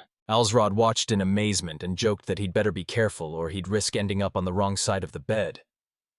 Oda Nobunaga merely agreed, reminding him that even Mamushi's daughter was always a daughter. At that moment, Althea appeared and asked her brother to show her the castle. Alsrod gladly agreed and called her by name. The girl replied with a sincere smile that she simply wanted to talk to Serafina. The Countess happily greeted Althea and asked if there was a shrine nearby that helped conceive a child. Althea, surprised, asked about the baby. Serafina laughed and said that, if she was not mistaken, such a shrine really existed. The elf added that she would go with them. Alsrod only watched in silence. The boy's next target was the Holy Church, which owned the largest temple in Fort Nilia Prefecture. The Knights of the Holy Church had their own armies and a separate force. If they were destroyed, the unification of the Ordinalia would only be a matter of time. Alsrod sent them a letter, urging them to come and pay homage to the new Earl of Neville. He understood that they were unlikely to recognize him immediately, as that would mean abandoning their own interests. Later, the commander was informed at the headquarters of the Holy Knights about a letter from Count Neville. It contained an invitation to come to the castle and pay homage to its authority. The commander of the Holy Knights ordered them to simply ignore the message. He said the boy was crazy if he thought their church would bow its head to such an upstart. The news was brought to Alsrod. The young count learned that the Holy Knights had disregarded his demand and decided to ignore it. He firmly declared that they would then force the knights to obey. His subjects supported this idea, shouting that they agreed and were ready. On the plain where the great Holy Church stood, two armies met. Neville had only 1,500 soldiers against 7,000 knights. The small battle threatened to turn into a real massacre. Alsrod said that the odds of their defeat were 1 in 10,000. He emphasized that this battle would be a chance to prove their strength and show the world their courage. The young earl summoned orcs and Rayon, ordering them to demonstrate the power of Neville's elite guard. Both warriors confidently accepted the order. Soon the armies converged on the plain and immediately rushed to the attack, clashing in a fierce clash. One of Alsrod's men loudly ordered the White Eagles to open fire. The archers drew their bows, and the knights scornfully said that a few pitiful arrows would not stop them. At that moment, the warrior, with a loud cry, rushed forward directly at the knights. They looked on in shock, not understanding why he was attacking alone. The knight brandished his sword, declaring that he would deal with him quickly. The other added that a lone warrior had no chance against the master of the knights. "This arrogance will be your end," shouted the knight. But in an instant he was pierced along with his horse by one powerful blow of his sword. The other knights looked at their wounded commander in horror. The warrior ordered the Red Bears to move forward. Neville's large detachment suddenly attacked from the rear. The knights did not understand how the enemy had bypassed their ranks so quickly. The warriors quickly began to slaughter the confused knights. They only screamed, not understanding what was happening, cursing their enemies for the mean blows from behind. At that moment, one of Neville's fighters struck the knight with a huge sword, mocking his foolishness. The knights shouted that they needed to retreat and regroup. Others, on the contrary, demanded to go straight to the main enemy forces. One of the commanders shouted that his unit was retreating and ordered his men to follow him. The others were stunned by such recklessness. The archer cursed in panic because his arrows were missing. Someone remarked that the enemy was too fast. Another knight shouted in horror that the enemy had simply disappeared. And suddenly Captain Rayon appeared. One of the archers shouted his name in surprise. Rayon calmly drew his bowstring. In an instant, he fired an arrow that pierced the fleeing knight through and through. Rayon said with a sad smile that this arrow could even pierce the shell of a giant centipede. He felt sorry to waste it. The other warriors laughed, exclaiming in admiration what a captain they had. A scream is heard in the small village. The old man begs the knights to stop and asks why they are burning their village. The knight coldly explained that the settlement was too close to the great holy church. If the enemy captured it, it would be impossible to protect the sanctuary. But the old man, in despair, reminded them that it was the knights who swore to protect this village, and now they were destroying it. The enraged knight brandished his sword and shouted, "How dare a peasant defy the holy warriors?" The old man froze in horror. At that moment, Laviala had already drawn her bowstring. Her arrow struck the knight in the arm, and he looked around in surprise. The next moment, Alsrod struck the enemy with his own sword. The young man leaned over to the old man and said that it seemed they had arrived just in time. He asked if he was from this village. The old man, stunned, confirmed. He introduced himself as the headman and thanked him for the rescue, after which he cautiously asked who the young man was. Alsrod proudly introduced himself as Count Neville and announced that he would like to set up his camp here, addressing the headman. At noon, a large crowd gathered in front of the castle. Alsrod thanked the soldiers, saying that it was only thanks to their efforts that the battle had been so successful, and expressed hope for the same determination in future battles. Orcs exclaimed joyfully that he completely agreed with this. He swore that they would bring victory to Count Alsrod. The district added that they will continue to fight bravely so as not to disgrace the glorious name of the White Eagles. Suddenly Orc stood up and indignantly declared that there was something he didn't understand at all. His behavior seemed abrupt, but Alsrod only smiled and said that he didn't mind listening. The warrior pointed his finger at the cunning treasurer and asked bluntly what Funelia was doing here. This question visibly confused Alsrod, but the boy replied with a smile, noting that orcs had meant to say it anyway. Funelia laughed and explained that where there was war, there would always be merchants. He added that it was the merchants who supplied the provisions and women, so he was here to provide everything necessary. Orcs grumbled that he knew that well himself, but he was concerned about something else. Suddenly a soldier came running and, panting, reported urgent news. The whereabouts of the remnants of the Knights of the Holy Church were known. The orcs cursed furiously and said he would crush the enemy where they stood, demanding to name the place. Alsrod noticed that the orcs were acting too hastily, and the soldier fell to his knees, hesitating to answer. The warrior said with difficulty that they had hidden themselves in the great holy church of Fort Nilea. Hearing this, Alsrod's face turned pale with shock. He said grimly that he had expected this, so they would not attack again. Laviala added angrily that she would like to burn them to the ground, but destroying the shrine would ruin their glory. The orcs became even more furious and shouted that these were terrible people. They called themselves defenders, but they themselves were holding the church hostage. Oda Nobunaga ironically replied that at least they had some brains. He smiled and remarked that a true ruler would have burned them by now, as he had burned the monks on Hiei. But perhaps it was too early for Alsrod to go down that path. He asked the boy what he would decide. Alsrod thought it was not worth getting his hands dirty in such a hurry. The district asked the count for further orders, emphasizing that the White Eagles were ready to leave immediately. Raising his hands, Alsrod declared that there was no need to rush. First, they should offer the enemy surrender, so as not to appear as those who were ready to immediately destroy the shrine. With that, he closed the council. Funelia noted that the vows to fight to the death for the faith were just empty words. They could easily be exposed by a display of true strength. Alsrod asked if the preparations were complete. The merchant confirmed with a smile that this was precisely why he had come. A moment later, 3 dark figures appeared behind him. Funelia called them shadows, but advised the count to choose a name for them himself. Oda Nobunaga was surprised that Alsrod also used shinobi, and advised him to call them Rappa. The boy thought confusedly about music, but Nobunaga explained that in his world, that was the name of shadow assassins. When Alsrod said this strange name out loud, Funelia asked in surprise who these rappers were. The guy laughed and wondered if Funelia would be surprised if the Rappa suddenly appeared nearby. Then he gave his first order. The shadows were to investigate the actions of the knights in the Great Holy Church, and if they refused to negotiate, each was to destroy at least 2 of them. A few days later, their tracks led to the sanctuary. Inside, the knights shouted that it was a trap, and assured them that the enemy would burn them as soon as they left. The high priest turned to the commander of the knights, asking if it was true that he wanted to burn the village so that it would not fall to the enemy. The commander coldly replied that the church was more important than any settlement, and the peasants should be proud to have died defending it. He called the letter from Earl Neville a ruse. The priest was seized and led away, still screaming, asking how they dared to do this. The commander turned away and ordered him locked up. The shadows of the Rapp watched everything in silence. Later, Funelia told Alsrod what Rapp had reported. The knights had no intention of negotiating. Alsrod crossed his arms and announced that it was time to act. Funelia smiled and said that everything would be done very soon. Late at night, one of the Rappas was standing on the roof of the shrine, keeping watch. Suddenly, he jumped down and turned into a wolf. In the room, the priest heard a rumble and hurried outside, thinking that help had come. Another servant called to him, pointing towards the corridor. There they found the bloodied body of the commander, and it shocked them.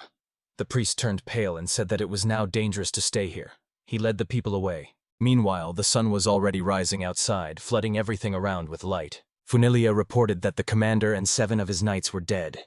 There was a little more bloodshed inside the church than I would have liked, but it was not a disaster. The high priest and several others turned to Neville for protection.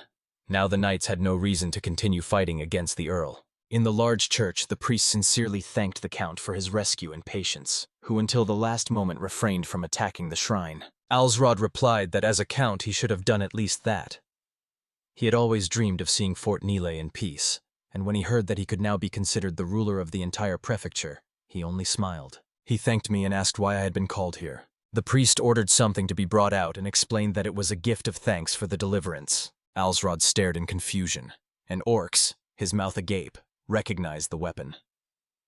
Before the young man stood a true gift worthy of the gods, a spear that could not have been invented better for the new Earl of Fort Nile. Alsrod laughed involuntarily, surprising Orcs.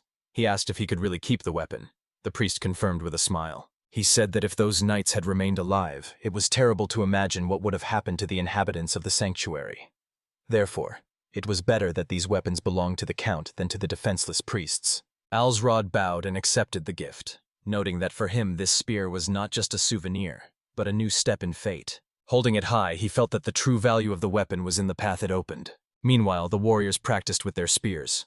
Laviala asked what he had in mind. Alsrod decided to form a Red Bear troop of 3 ranks, with spears taller than a man. He said he would only give them to strong warriors who could withstand the hard training. In a tight formation, such weapons would become an unbreakable wall in both offense and defense. Oda Nobunaga enthusiastically replied that the young man thought like a true ruler, and noted that he had decided to use Nagayari's tactics. After this, Alsrod decided to move his headquarters from New Wool to Moust, near a large river, as the development of the army required greater resources. That was why he and Laviala had come here. The girl pointed ahead, saying that there was the port of Moust. They soon arrived at a large estate, where the Count was apologized for the wait. A group of people entered the hall. One said that he had gathered everyone involved in the construction, as Alsrod had ordered. Everyone took their places at the large table, and the young Count stood before them. He pointed to the drawing, explaining that he wanted the river to surround the castle, creating the illusion that it was floating. In addition, there should be a direct waterway from Moust to the castle. He added that bridges are also needed to connect with surrounding lands. The builders looked at the drawings in surprise, and Alsrod continued, saying that all this was possible thanks to the treasures of Unilia. One of them nervously said that this was a grandiose project. When asked about the time frame, he said 3 years, although others whispered about 5. Alsrod abruptly declared that everything must be completed within a year.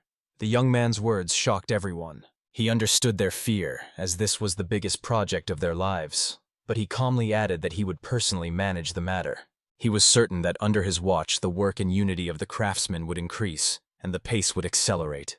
He longed to see their craftsmanship up close. Alsrod said that many people would move here. To become the capital, the population would have to increase 5-fold. The builders froze at these words. He urged them not to be afraid and not to give up without even trying. His goal is to make this city the center of the world. and that is why he gathered the most talented people. He asked them to give him their strength, and these words lifted the spirits of everyone present. Along with the start of construction, a plan for the development of Maust appeared. Thanks to the Rakuichi Rakuza system, free markets and open guilds, workers were hired from all over the prefecture, which also attracted new merchants. A real economic boom began. At this point, Alsrod gained a new unique ability, Lord's Protection. It enhanced his economic vision to the level of Oda Nobunaga himself, as he governed cities and made trade deals. Oda Nobunaga said that this was not strength but recognition of ability. His foresight was recognized as worthy of a ruler, which is why this gift was discovered. Alsrod was shocked to think that all of these unique skills were invented by Oda Nobunaga himself. The man replied that it was, because it was an exceptional job. Alsrod was the only one in the world who had this profession, and everything was done by trial and error. Alsrod was surprised to realize that he was personally recognized by Oda Nobunaga himself. Perhaps that was how he was supposed to perceive it. The young count stood in his estate on the outskirts of Maust, gazing out at the town. He straightened and stretched his shoulders. Then he lay down again, as if not paying attention to the girl.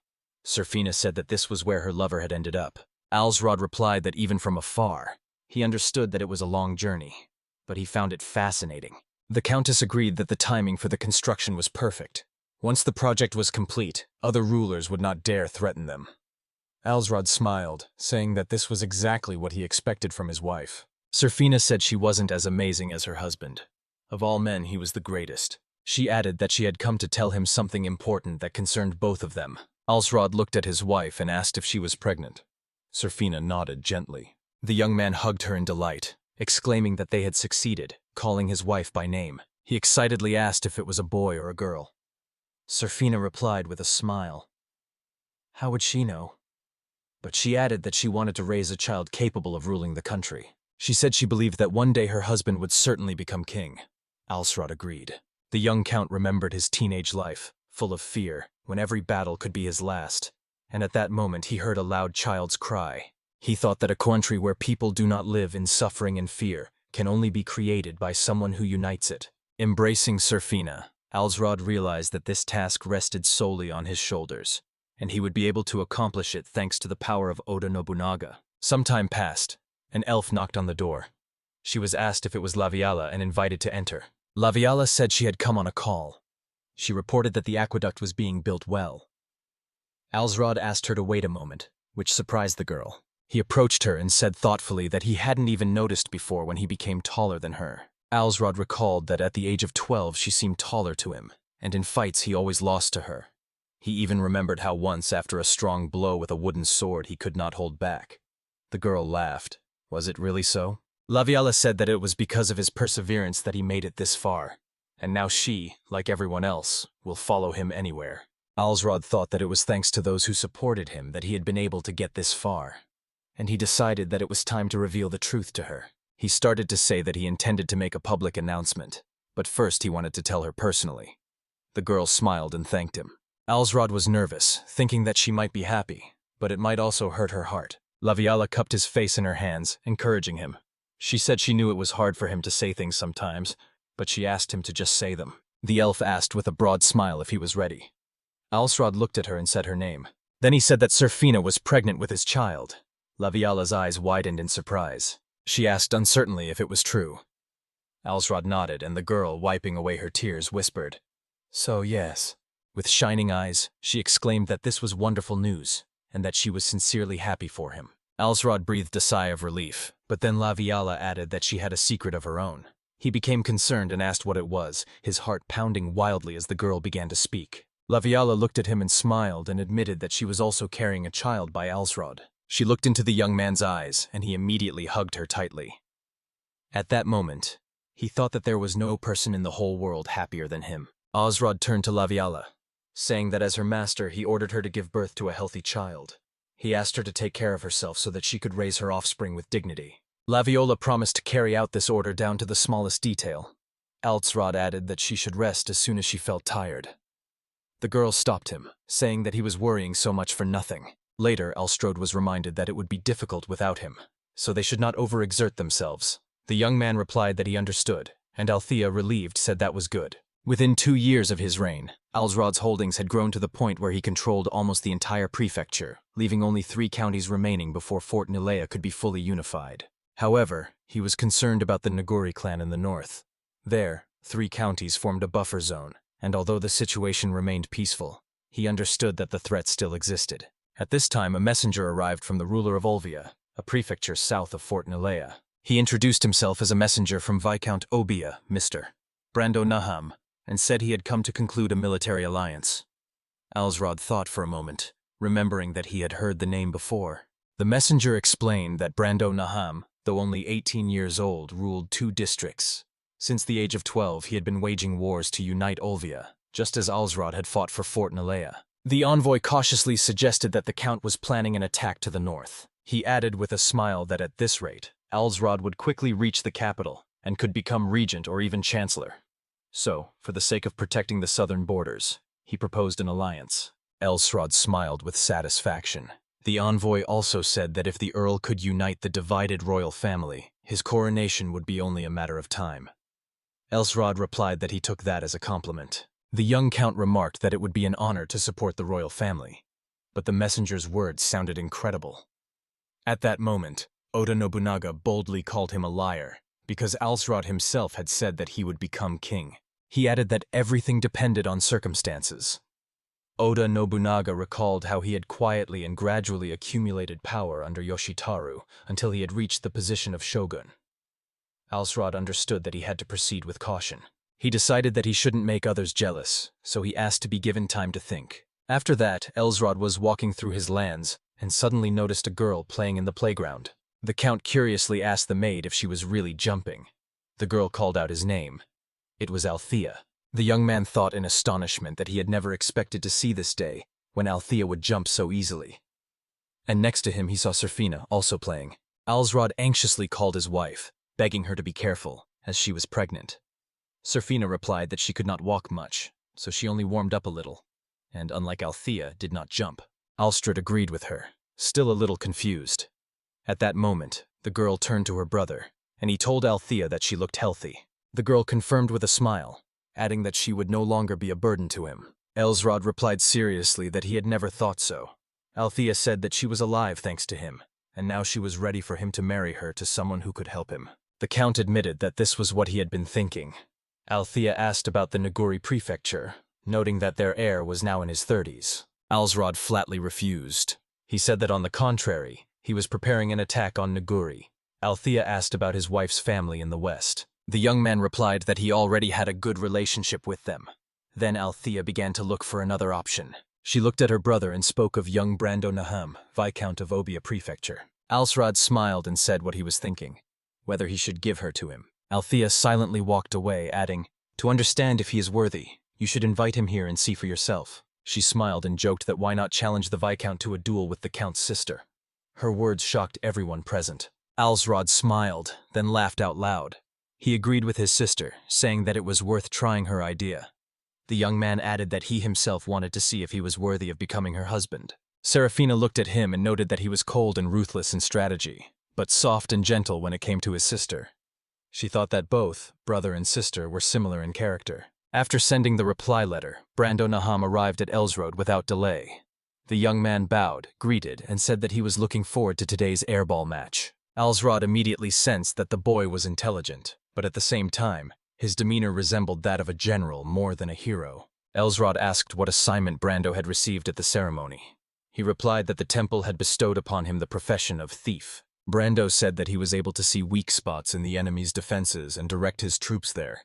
This is how he won several victories in wars, relying on cunning and cleverness. Alsrod thought for a moment, remembering that such work increased judgment by 30% and agility by 50%. He also remembered how the messenger had spoken of his possible attack to the north.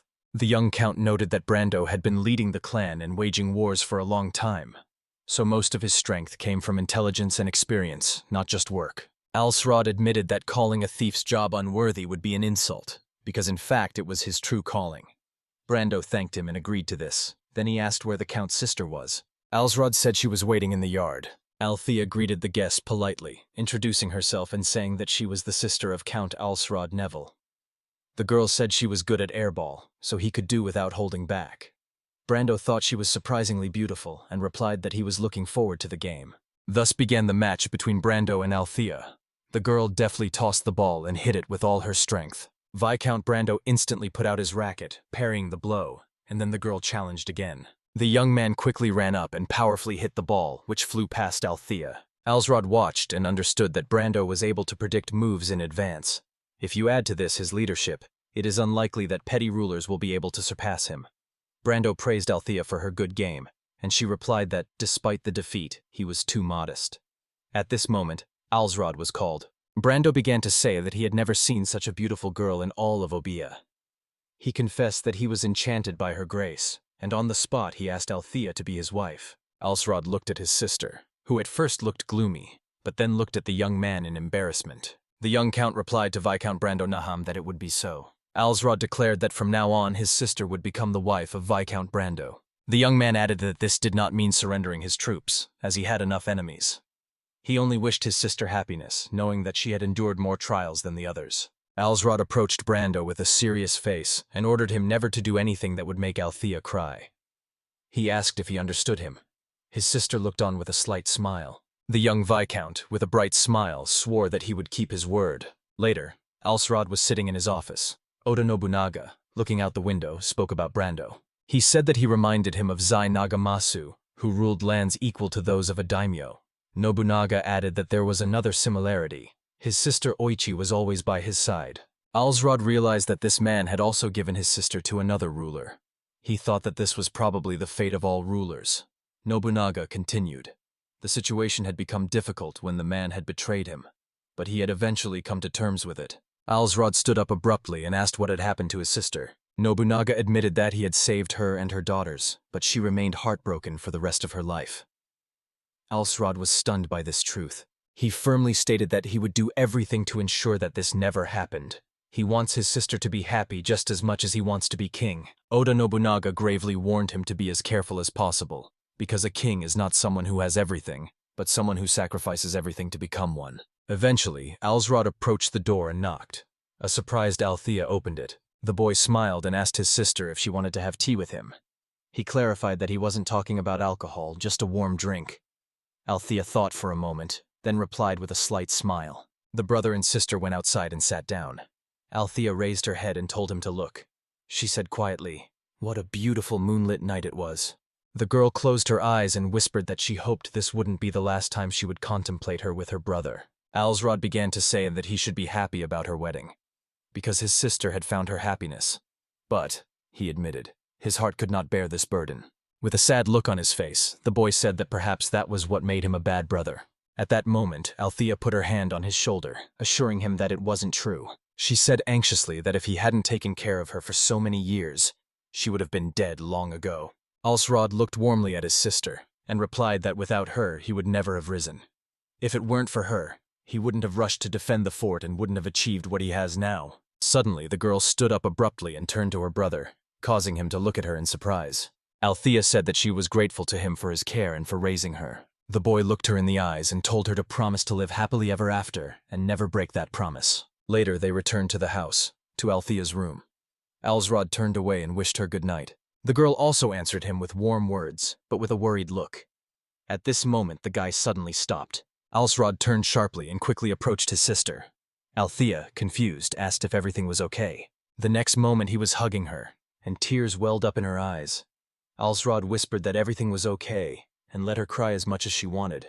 He mentally wished her only happiness. After all, now she would become the sister of the future king, and this was his greatest dream. After the wedding, Alsrod focused entirely on the development of his city, and within 6 months the huge construction was completed.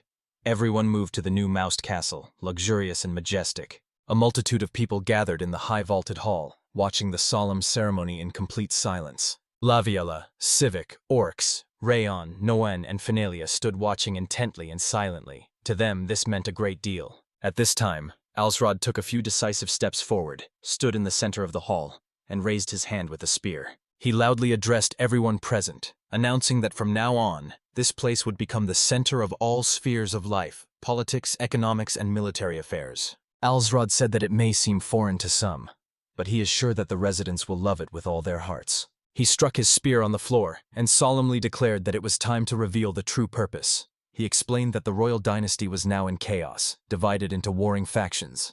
The young man sadly said that as a subject of this kingdom, he could not accept this state of affairs, so he wanted to offer his own way. He called on everyone to make an effort to, standing shoulder to shoulder with the king himself, put an end to this disorder. The people who listened to him were genuinely shocked and confused by what they heard that day. Alsrod thought that half of them must have decided that he wanted to manipulate the monarch and seize power.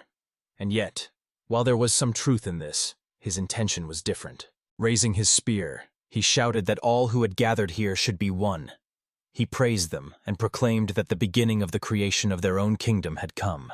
The people in the hall, as if in one breath, raised their hands and shouted, supporting his words and ideas. After the meeting, they gathered in the study at a large square table. Alsrod reminded them that among the 3 northern districts there were rulers who did not wish to submit, and it was time to strike and break their power. Hearing this, Noan, a former commander who had served under the weak ruler and had joined Alsrod after his death, stood up abruptly.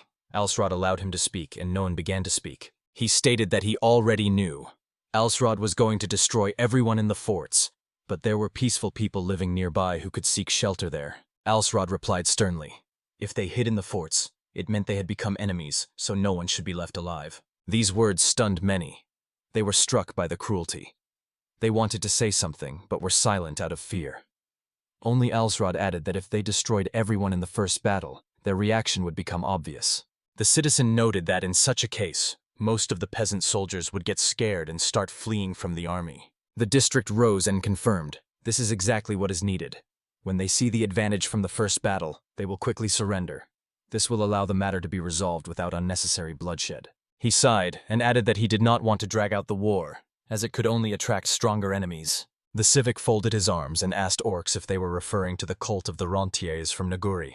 Hearing the name, Orcs was also surprised. Alsrod noted that Civic was as shrewd as a veteran could be. He said that his goal was never just to unify the prefecture.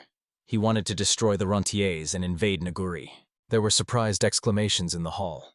No one expected Alsrod to be planning an all-out war against Naguri. Some thought he had gone too far. Only Rayon smiled and stood up, saying that this was exactly the decision he had expected from his master. The elf said that their count thought much more broadly than the others, and he would follow him wherever he went. The White Eagle proudly confirmed that he completely trusted his lord. Alsrod replied that he would never betray their trust, and asked who would take command of this campaign. Noan stood up abruptly and asked to be entrusted with the task. He admitted that he had previously misunderstood the Count's intentions, and now he wanted to atone for his mistake by leading the attack. Alsrod smiled, noted that his words were sincere, and gave him the order to begin the operation. A huge army was advancing. From the fort came the shouts of the Moused army coming. Some asked how many there were, while others thought there were at least twice as many. The enemy warriors became anxious. One shouted to deploy as many archers as possible on the southern flank. Others worried whether they were really going to kill everyone in the fortress. They assumed that this was just intimidation, and that if they surrendered, their lives would be spared. The sentry rang the bell, warning of the enemy's arrival. The archers were confused, not understanding why the enemy needed spearmen. The army approached with weapons at the ready. Alsrod raised his sword and ordered everyone in the fortress to be destroyed. The soldiers began loading their cannons and shouted to open fire. The Count's squad noticed something. The next moment, a cannonball crashed into the ranks. It was a catapult. The district immediately ordered the White Eagle to build a defense. The knights quickly rallied together, raising their shields and forming a strong wall. The knight captain raised his sword and ordered another volley. Arrows whistled through the air, hitting the shields. A full-scale assault on the fortress began. Finalia and Rappa sat in a tree, watching. The merchant said that everything had finally begun. He asked Rappa if Noen's troops had already broken through from the north. Rappa nodded in confirmation. Rappa reported that their men had broken through from the north side, using a prepared chain. Finalia said that the Count was generous, for allowing him to show the enemy's weaknesses in order to glorify his vassal. Then he turned to his fighters. They must prove what they were capable of. He shouted that their target was the general's head. They rushed to the attack. The enemy shouted in fear that the attack was coming from the north. The captain could not believe his eyes and ordered the daredevils to be killed. But Noan had already taken down 2 soldiers with one blow, paving the way for the general. The terrified general, trembling, tried to grab his sword and shouted curses. But no one had already taken down another warrior, so the general called out to him pleadingly. He began to swear that he would not resist. He screamed for mercy, but the next moment no one raised his weapon, preparing to deliver the fatal blow. One of the soldiers shouted to the others not to be foolish in opening the gate. He asked if they really wanted to let the Mouse-2 army inside. But the soldiers rushed to the gate, shouting that their general was dead, and that if they stayed here, they would all die. The commander swore furiously, ordering them to stop. At this moment, the enemy ranks were broken by numerous attacks. Alsrod coldly said that they could not escape. Everyone here would die. He added that such was the fate of those who refused to obey him. When no one beheaded the general, the battle was over in less than a few hours. Upon hearing of the complete annihilation of the garrison, the other rulers quickly surrendered. They already knew about the strength and size of Alsrod's army, so the boy wondered why they even tried to resist. He thought that perhaps, just like in the days of Oda Nobunaga, there were many rulers who lacked any strategic foresight. Soon some of the vassals left their former masters and came to swear allegiance to Alsrod, and it was then that another event occurred. One of the men stated that his family descended from a branch of the Branshaw clan, and they had served in this position for almost 100 years. Alsrod replied that he understood, and suggested that it had taken considerable effort to leave his master after so many years of service. He decided that if even such a loyal vassal had gone over to his side, the others would lose the will to resist. The man laughed, confirming the count's words. He declared that he wanted to provide proof of his loyalty. Alsrod thought that a vassal of a petty ruler was unlikely to have anything truly valuable, but the man showed the bloody heads of Viscount Branshaw and his heir. Alsrod frowned, clenching his fists. He glared at Oda Nobunaga and said he wanted to kill the man. But the man replied with a smile that the clan was already dead. Alsrod and Nobunaga looked at the vassal with gloomy faces. The Japanese asked the young man if he felt the same way. Alsrod shouted menacingly, "Why would he need a vassal who betrayed his own master?" The man made excuses, shouting that he had done it because of his master's stupidity and would never betray him now. But Alsrod replied with disgust that he was not interested in his loyalty. He said that he could never trust such a person. He ordered a message of apology to be sent to the Branshaw family and the heads of their relatives to be returned to them. Meanwhile, a large army was marching along the mountain paths. Someone ahead called out to the count. Orcs said that Alsrod looked upset. Alsrod asked in surprise if it was really that noticeable.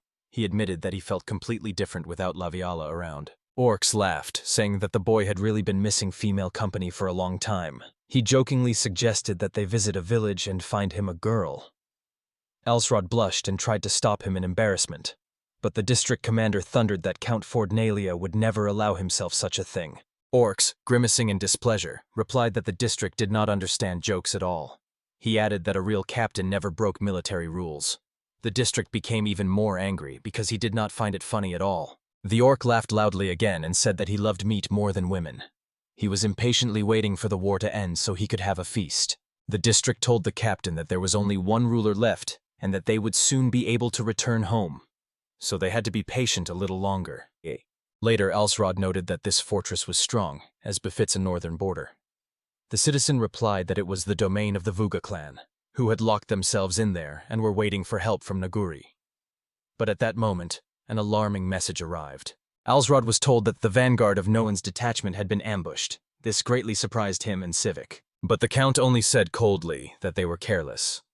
He had not expected the enemy to dare to ambush them like that. And then he looked in surprise at the soldier in front of him. Suddenly, a knight attacked him, but the man managed to dodge the unexpected blow. That knight looked at him and menacingly declared that he was the ruler of the northern mountain fortress, Mazelfood. Mazel froze in surprise as Noan brought his second sword against him, their blades clashing in a sharp rebound. At that moment, orcs tried to strike the enemy from the rear, but he dodged with lightning speed, leaving the commander furious. Mazel went on the offensive and so quickly attacked the commander that he barely had time to defend himself, screaming desperately. The knights behind him shouted, "Everyone to attack the warrior." The orcs gnashed their teeth, but no one caught the moment when the enemy's defenses opened up. He rushed forward, convinced that this was the decisive blow. But at that moment, Mazel raised a magical barrier, and Noan's blade bounced back with a clang, flying to the side. Orcs shouted his comrade's name, seeing him barely holding on under the onslaught. Noan fought off the attacks with all his might and shouted for his opponent to stop, asking why they were shedding blood. He promised that if they surrendered, he would spare them. Mazel retorted that a noble ruler would never abandon his lands without a fight, At that moment, one of his warriors shouted that the main enemy forces were very close. Mazel retreated, and Noen hurried to check on his condition. He said that even after this desperate ambush, he had only managed to slightly wound the general. If he fell here, he would disgrace the name of his family. But with a smile he added, "He laughs who laughs last." He stated that he had done everything in his power. It was his duty as a ruler. Later, Noen thanked Orcs for saving his life. The latter brushed it off, saying it was no big deal. Orcs only regretted having to slaughter everyone, and remarked, "Mazel and I could have become allies." Alsrod acknowledged that Noen was a true man. He thanked the Count for sending Orcs to help him, and added that he had something more to say. This war may already be over. As Noen had predicted, the Vuga clan sent envoys offering to surrender in exchange for amnesty for their warriors. After Alsrod accepted the terms, the castle opened its gates and surrendered. The unity of the prefecture of Fordneely was complete. The Count, standing before the soldiers, thanked them for their courage. He emphasized that their efforts had borne fruit in the form of magnificent victories. He particularly noted Noen, whose flawless first victory paved the way for all subsequent successes.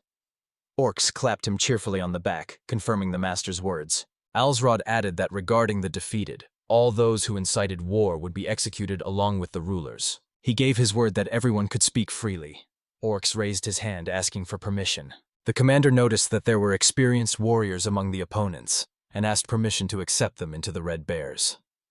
Alsrod laughed and allowed him to do with the new recruits as he pleased. After him, Noen spoke. The Count listened attentively, preparing for a serious conversation. Noen said that Viscount Mazel had a strong character, and if Alsrod would forgive him, he would like to take him under his command. Orcs shouted in surprise. He was outraged that Noen wanted to take his man away. Alsrod calmly replied that it was his own fault. He hadn't specified his plans. Let the Orcs look for someone else, and Noen would get a chance. The Count solemnly announced that he was appointing Noen commander of Castle Hola, a mountain stronghold in the north that had previously been defended by Mazel. There, they would need to strengthen their defenses before the upcoming battle with the clan of retrenchers from Naguri Prefecture. Alsrod explained that this was where his best vassal was needed. He added that it was not advisable to tear the White Eagles, the Red Bears, or the Civic itself away from him. The old warrior coughed, reminding himself that he was still capable of fighting. Alsrod replied with a smile that he knew about his strength. But his parents were gone, so it was his duty to take care of the elders now. Let him rest for now, because he would be useful in the next battle. The young Count concluded. He was entrusting Noah with authority over all 3 northern regions. He promised to justify his trust. Soon Noen brought in the young Viscount. Alsrod spoke solemnly. Viscount Mazel Vuga himself stood before him. The young man fell to his knees and declared that for the crime of disobedience he was putting his life into the hands of the Count. Alsrod raised an eyebrow and asked why he had started this battle in the first place, knowing that he had no chance of winning. Mazel replied that his family had owned this land for generations. The ruler, he said, stood above the people because he risked his life to protect them. It would be a shame to flee without even entering the battle. Then Alsrod stood up and said that he liked the young man. Noen immediately untied the prisoner's hands. Alsrod came closer, placed his hand on his shoulder, and declared that he wanted to see Mazel as a commander under Noen. The latter replied in confusion that traitors should always be punished by death. Alsrod countered that it all depends on the person. If they can be useful, it is better to use them. Oda Nobunaga approved of this, and advised the boy to take in as many people as possible. He even forgave Matsunaga Hisahide after his betrayal. Nobunaga added that he was willing to forgive Araki Marashige as well, but the latter stubbornly refused. Alsrod only thought that he was not interested in the old commander's complaints. Time passed. The castle was enveloped in the darkness of night. Alsrod sat next to his wife. Serafina, smiling, reproached him for competing and staring at cards again. He sighed and replied awkwardly that he had to. The greatest battle of his life lay ahead. Serafina heard someone confirm that it couldn't be otherwise. Laviala smiled and asked the Countess to be patient for a while, but she became sad, admitting that she was lonely. Alsrod mused aloud that both of their bellies had already grown considerably. He wanted to deal with Naguri Prefecture before the children were born. Laviala objected. Even for him, capturing an entire prefecture in a few months would be too difficult. The boy agreed. He reminded her that Oda Nobunaga was in no hurry to conquer Mino province either. The elf girl asked in surprise about Nobunaga. Was he talking about his work? Alsrod, confused, asked her to forget it and not to worry. After that, Laviala abruptly stepped aside. Alsrod called her, but she replied that she needed a minute. Serafina said that she and Laviala were always ready to help him in any way they could. but right now the most important thing was the child. Alsrod thanked them, acknowledging their concern. She clarified that she meant something else. At that moment, Laviala brought a stranger into the room, who politely apologized. She introduced herself as Flor, Maisel Vug's younger sister. Flor revealed that she had been held hostage by the Naguri Rentran clan for 2 years. Grateful that the Count had spared her family, she was willing to share information about their affairs. She added that her brother would fight on the front lines in the next war. Flor said that for his sake she wanted to do everything to make the battle a success. She would reveal everything she knew. Serafina approached her and pointed out that the girl was from the House of Wug, so she could be useful. Alsrod found Flor intelligent and trustworthy. He thanked her and asked if he could ask a few questions. He started with the main thing. Naguri Prefecture was probably preparing for war. When would be the best time to attack them? Flor replied.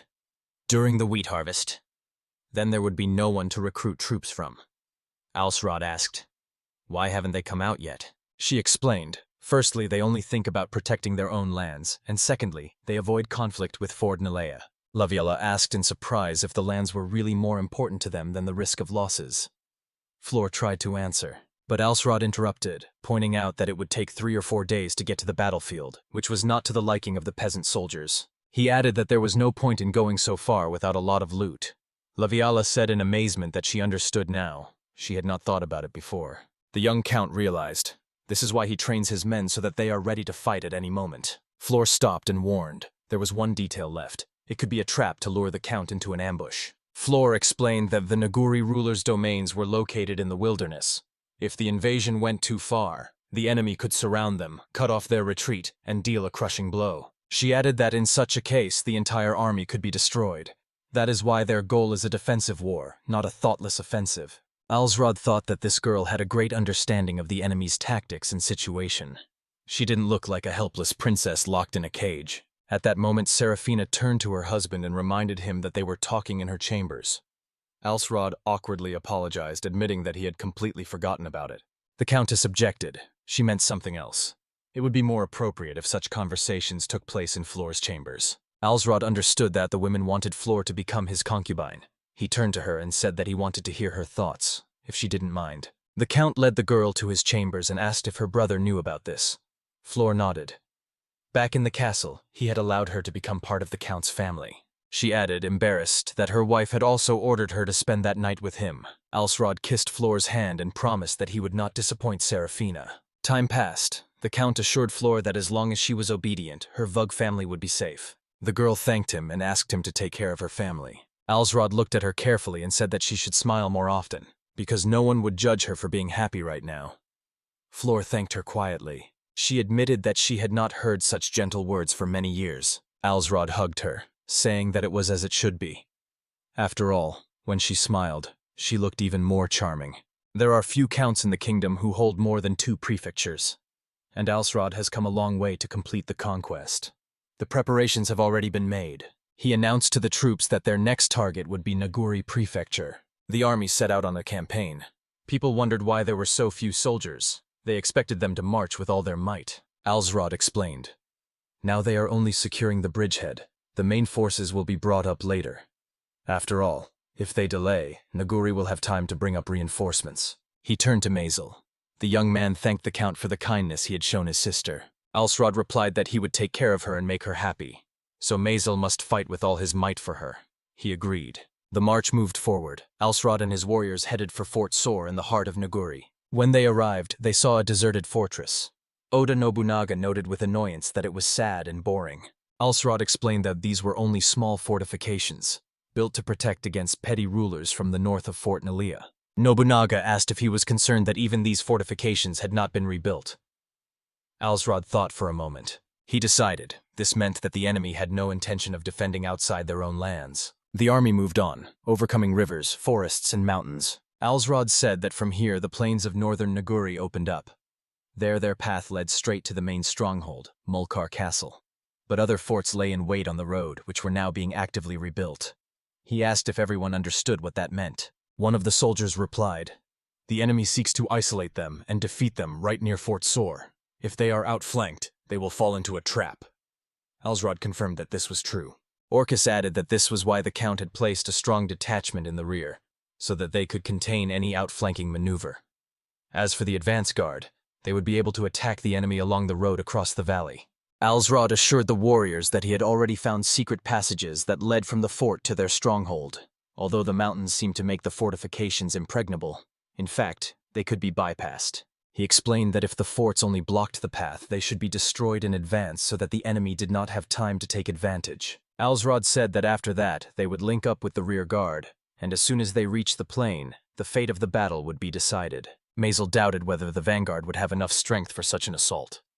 Even Orcus could not believe that the Count would dare to do such a thing. But Alsrod encouraged his men. Each of them was extremely capable and ready for battle. He added that he would go with them himself, so they had nothing to fear.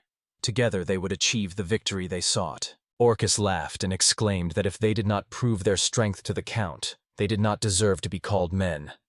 The district promised that the White Eagles would cover him even at the cost of their lives. At this moment, the Lord's Guide's ability rose to a new level, doubling the reliability of allies and increasing their power and defense by 30%.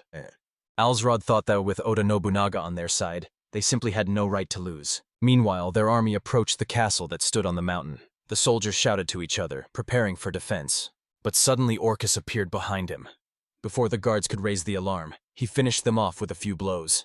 Alsrod also arrived at the scene of the battle. He landed decisively, hearing the shout that the 15th commander was before them. Orcus shouted to the Count, who had been waiting for him for too long.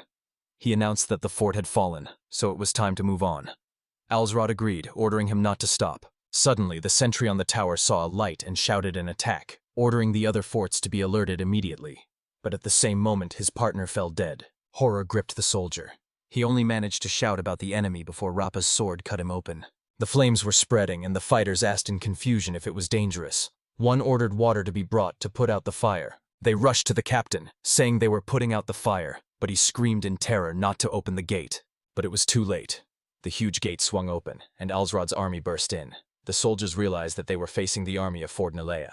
Mazel shouted to the Count to allow him to lead the attack. Alsrod nodded approvingly, ordering them to fight with all determination. The young man looked at him with a smile.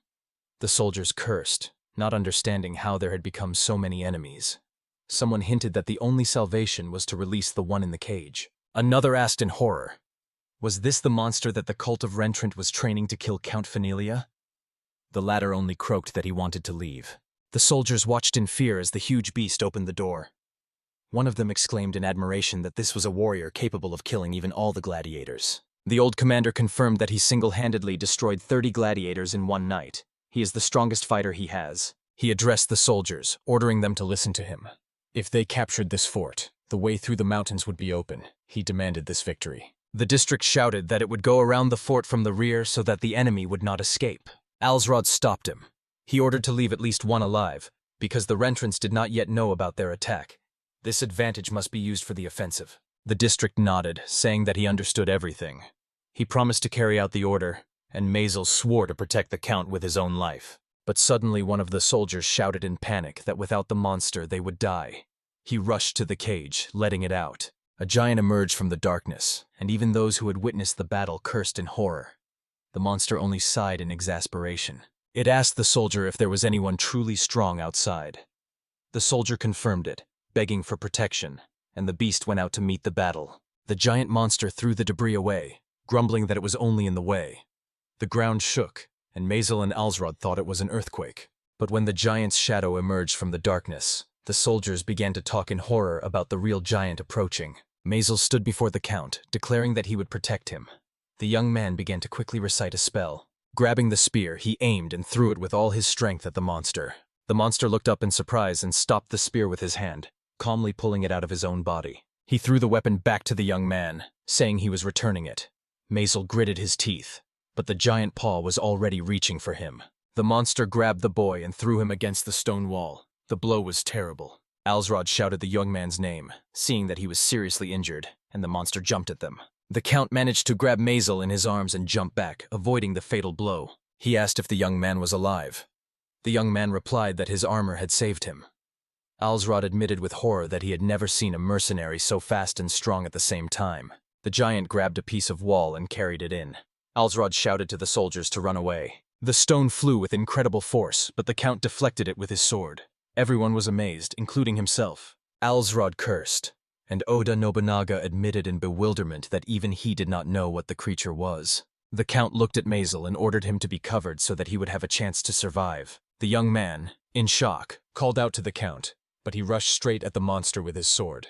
A knee strike stopped him, and then the monster's leg threw Alsrod into the air. Maisel screamed in terror, but the Count turned in flight and met the giant's gaze again. He asked who he was and at the same time cut open his hand. The monster clenched his fist and replied that he didn't even need a name.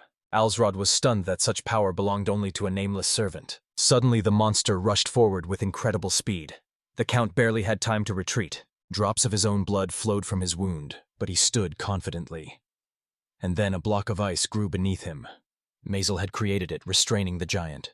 Alsrod, having landed, reproachfully reminded him that he had said his death would be enough. Maisel replied that it was a trifle, otherwise he would not be able to look Rayon in the eye. Then the Count handed him a bottle of liquid. Maisel was surprised by such a gift. Alsrod insisted, "Drink it. It is a restorative potion that will give him the strength to hold on. He will not let him die because of it." Smiling, the Count reminded him. What would he say to Fleur if he died so senselessly? Had he forgotten about his sister? The monster angrily slammed his fist into the wall, leaving a deep dent, and roared with resentment that the weak had stopped him. The soldiers behind shouted, ordering him to kill the enemies immediately, for he had to carry out the order. The enraged beast turned on those who had incited it. At that moment, Alsrod climbed onto the ice block and loudly addressed the monster. He declared that he could give him his freedom if he would join their army. His words stunned everyone. The soldiers screamed in panic, begging not to listen and calling themselves allies. But suddenly something flew and tore one of them apart on the spot. The other froze in horror. The enraged monster threw the soldier aside and growled, demanding silence. His anger was terrible. He crouched down, level with Alsrod, and asked if he understood that he had previously killed anyone who said such things. Smiling horribly, the monster declared that it didn't care whether it was friend or foe. It wanted to kill anyone who was stronger. Oda Nobunaga inhaled and said that he smelled like Yosuke, but perhaps that was just a consequence of his nature. Suddenly the monster lunged at the Count, but an arrow struck him in the eye, halting the attack.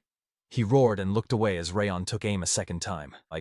The blinded beast swung its fists wildly, seeking to crush Alsrod and Maisel. Maisel held back the blow, sweating from the tension, and the Count asked the monster if it really wanted to kill him. Alsrod stood up, gripping his sword, and activated the special power of the Lord's Pride, which doubled his speed and power when he protected someone. The monster's body was instantly riddled with invisible blows. Blood gushed from the wounds, and the Count, standing behind him, held a bloodied blade.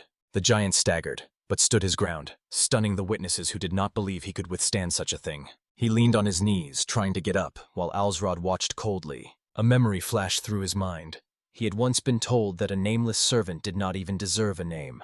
He was promised a nickname only when he defeated the strongest gladiators. Leaning on the ice, he rose again, and Alsrod quietly told Nobunaga that he wanted to give him that name. He approached the monster and said that it was worthy of recognition, and without a name, it would leave no legacy. So he calls him Yosuke. The monster froze, stunned. Then he stretched his mouth in a wild smile and said what he liked. They rushed into mortal combat. Alsrod swung his sword. Yosuke attacked with his bare hands, seeking to destroy. He tore the arrow from his eye and threw it at the Count, who barely dodged. Seizing the moment, Yosuke grabbed his leg, squeezing it so hard that a crack was heard. As he was about to throw, he suddenly flinched as an arrow flew past his face. At that moment, Alsrod seized the opportunity and plunged his blade into his neck. Yosuke froze, choked on blood, and collapsed, staining the stone red. Alsrod also fell to his knees, breathing heavily after the exhausting battle. Looking at the enemy, he took off his cloak and covered the monster's body, while Maisel and Rayon rushed towards him. The battle with Yosuke ended, and the squad joined with Civic's rearguard, launching an offensive. The army of the Retrants was bogged down against the long spears on the heights, trying in vain to break through. They only fell into traps where arrows finished them off. The enemy realized that he had been deceived, for he saw only a part of Alsrod's army before him.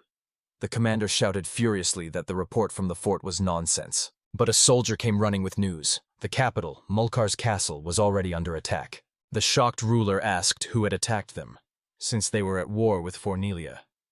The soldier replied that it was the ruler of the northeast, Ward Rentrant. The man exclaimed that this was a branch of his own family. He could not believe that they had been acting together from the very beginning.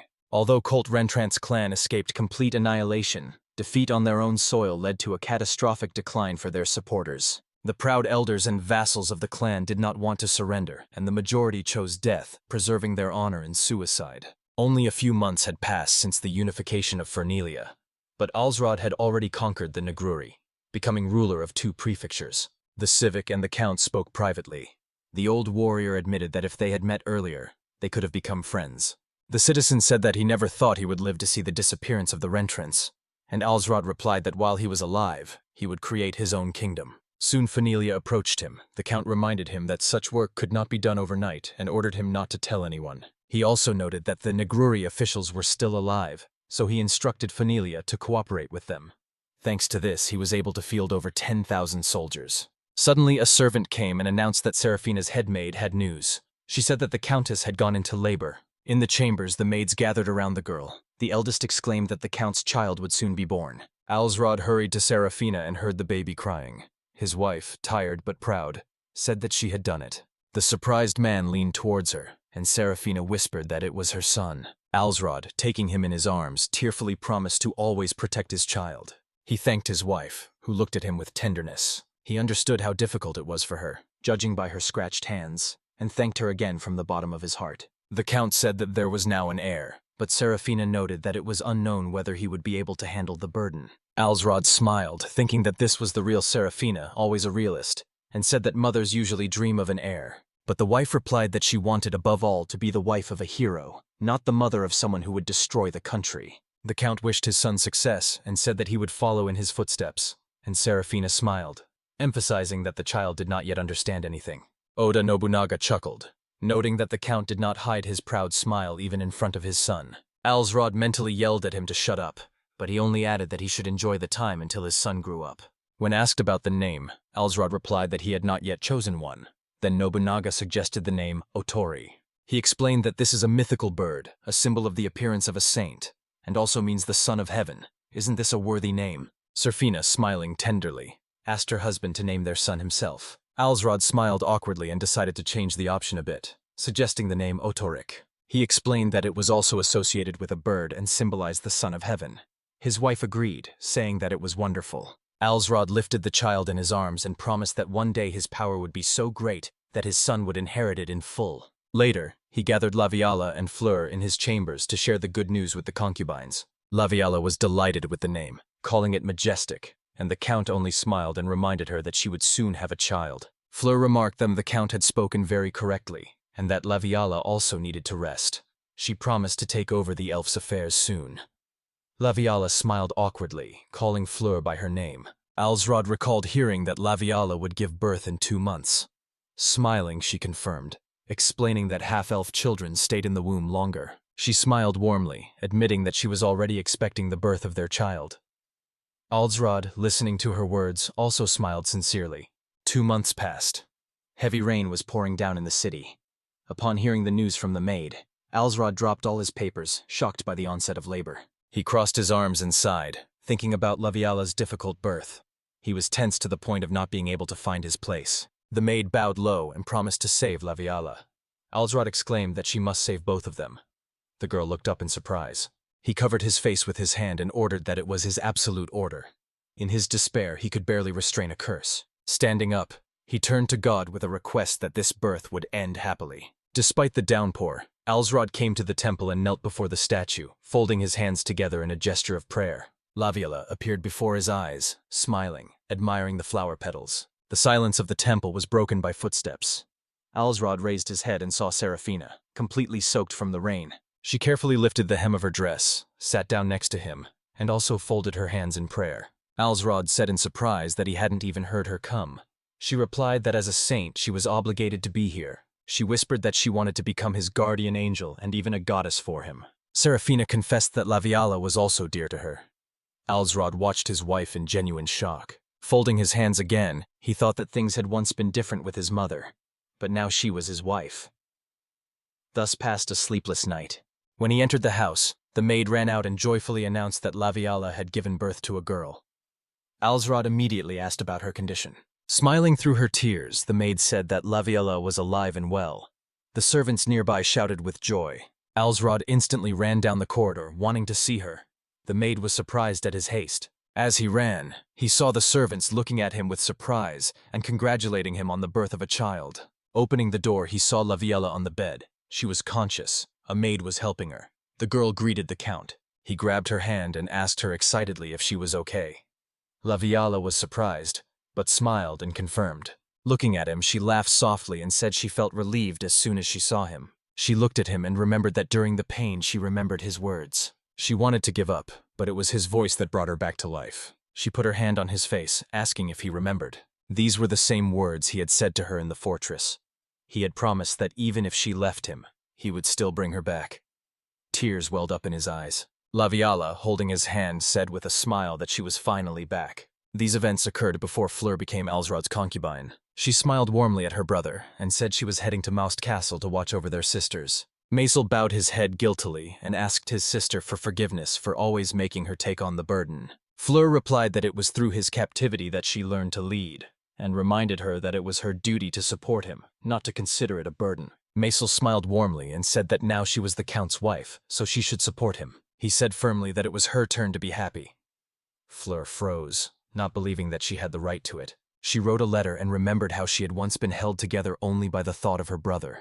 If he died, she would never be able to smile again. Maisel sighed and smiled, saying that it was too early to bury him, for he would restore the honor of House Wuj with victory in the next battle. Fleur replied warmly that he had to return, otherwise she would not be able to smile in front of the Count. After the victory over Naguri, the girls watched the parade, joyfully exclaiming that this was the triumphant return of their Count. Maisel, riding his horse, saw Fleur next to a smiling Laviala and Serafina. Fleur, noticing her brother, smiled sincerely and waved at him.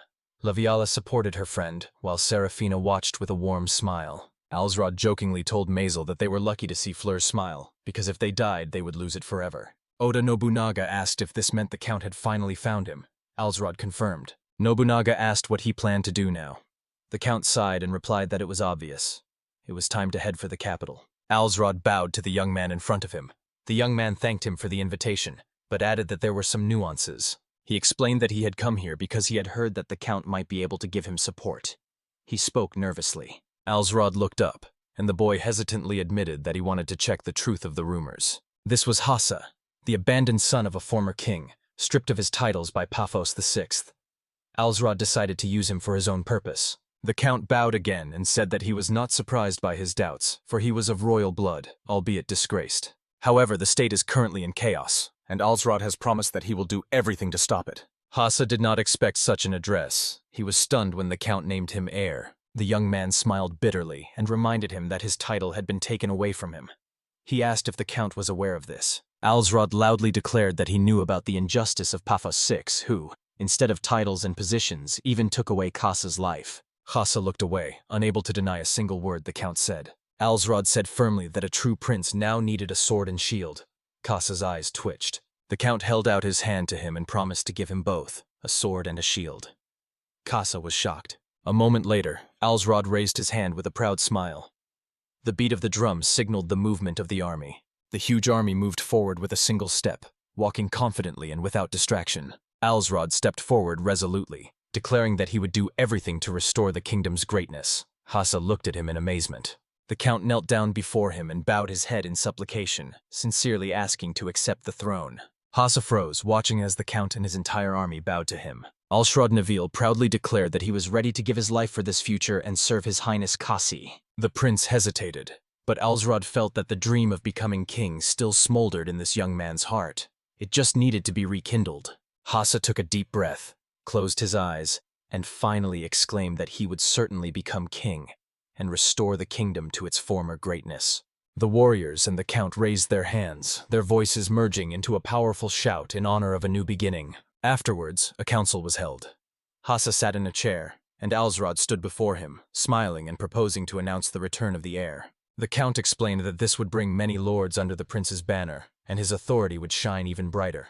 Hassa was delighted. He agreed with a smile, and Alsrod promised to send out letters and invite everyone to Moust Castle to recognize the royal authority. Serafina was dissatisfied, noting that her father, the Count of Blantyre, could not so easily bow to her husband. Alsrod silently looked at his wife, who had turned away from him. She added that if the father bowed his head before him, everyone would see it and draw their own conclusions. The Count admitted that she was right and wondered how to get her father to come. He understood that without the authority of such a figure, his position could be shaken. Serafina coldly advised him to give his father something truly worthy. Otherwise, he will find an excuse and stay home. Alsrod only smiled, accepting the advice. 5 months passed. The nobles flocked to the city and the count solemnly greeted each one. Brando Nakam called him his son-in-law and congratulated him on the birth of a child in Altia. Alsrod responded with kind words and wished the family happiness. Finally, the Earl of Blantyre, Aelsgaltus, appeared, calling him his son-in-law. The people whispered, recognizing the powerful nobleman. Alsrod invited him to see his grandchildren, and he agreed, hoping to meet Seraphina as well. On the ceremonial stage, Kasa addressed the gathering, saying that they all aspired to restore the greatness of the state. He declared himself the next king, because the years of Paphos VI's reign had brought only chaos. The prince unrolled the scroll and rewarded Aelsgaltus with the title of Marquis for his loyalty. He also appointed him ruler of the southern lands of Travail with orders to subdue the rebels. Blantyre bowed and thanked him for such kindness. Alsrod thought it was a wonderful gift, a rank higher than his own, but just the kind needed to justify his conquests. The Marquis and the Count exchanged glances, and then headed towards the Countess, praising their grandchildren. At the table, the Marquis admitted that he had not expected to hear so soon about the end of the rentrance. Alsrod smiled and replied that the bet was risky but justified, although not without losses. Galtus agreed. Such a victory usually takes years, but Alsrod defeated them with one blow. The Marquis called him a genius of war, and the Count replied that he had acted decisively, convinced of the support of the gods. Alsrod said that a true hero capable of uniting a country must have divine protection from the very beginning. Aelsgaltus repeated the words about unity with a smile, admitting that it wasn't so absurd. He only asked that his son's land not be touched, because he loved all children as much as he loved Seraphina. Alsrod replied that he would not become an enemy to his wife's family or hinder his father-in-law's influence. He nodded and left, leaving calm words behind him. Meanwhile, in the capital, the news of Hasa's return caused a real commotion. The king angrily exclaimed that the heir had declared himself a prince. He ordered the titles and lands of all who dared to support him to be taken away, and proclaimed this by royal decree. Fleur and Alsrod sat together, discussing the news. The girl said that in a divided royal dynasty, even a decree lost its force. She asked if he thought the same. Alsrod, standing up, replied that it had always been this way. Rulers, at odds with the king, leaned toward the opposition, and thereby changed the course of history. He explained that this was how the king's power was weakening even further, and how they were forging their own future. Fleur noted that even the temples that prayed for the stability of the dynasty were hesitant to side with them. Alsrod thanked Fleur, acknowledging that her help in settling the land issues with the temples had been invaluable. She replied sheepishly that she was glad to be of service. Suddenly, the Count abruptly pulled her towards him, hugging her in an unexpected embrace. He said that enough formalities, because now she was his wife. Alsrod allowed her to address him as a husband, using whatever word she wished. Fleur was confused, then blushed deeply and thanked him, calling him cute. She added one more thing. Among Prince Hasa's vassals, there is a special person, a female dwarf named Kalara Hilara, an incredibly capable warrior. Alsrod was surprised to hear this. He didn't even know that there was a dwarf knight next to the prince. Fleur explained that she was known for her intelligence and loyalty. The Count decided to meet her at the first opportunity. Meanwhile, footsteps were heard in the corridor. Kalara appeared in shining armor, walking straight towards the Count. She knocked on the door of his chambers, bowed, and said that she had come at his invitation. Introducing herself as Kalara Hilara, a knight in Prince Kasa's personal guard, she revealed that she came from an ancient line of warriors and was raised alongside the prince. Alsrod remembered what he had heard about her. Even during the years of Hasa's exile, she had been able to perform ceremonies in the old style. He asked for more explanation. She readily agreed, starting with the fact that there is a grand political ceremony at the beginning of the year, where the regent or king takes the oath of honor. She went on to explain that, according to tradition, swords were given to the king in order of rank, and he would give a more valuable sword in return, recognizing the ruler's authority and right to rule the country. Alsrod stopped her, saying that he understood quite well. He thought what a smart woman she was and thanked her. Alsrod thought there had never been a person in his service with such knowledge and experience. He directly suggested that Kalari serve him, because he himself was from a simple family, did not know the intricacies of tradition and could embarrass the prince. The dwarf replied that she would be happy to serve if he didn't mind. At that moment, Oda Nobunaga lowered his eyebrows. Something about her did not please him. He quietly remarked that she exuded the spirit of Akechi Mitsuhide. Alsrod was surprised, repeating the name in his mind.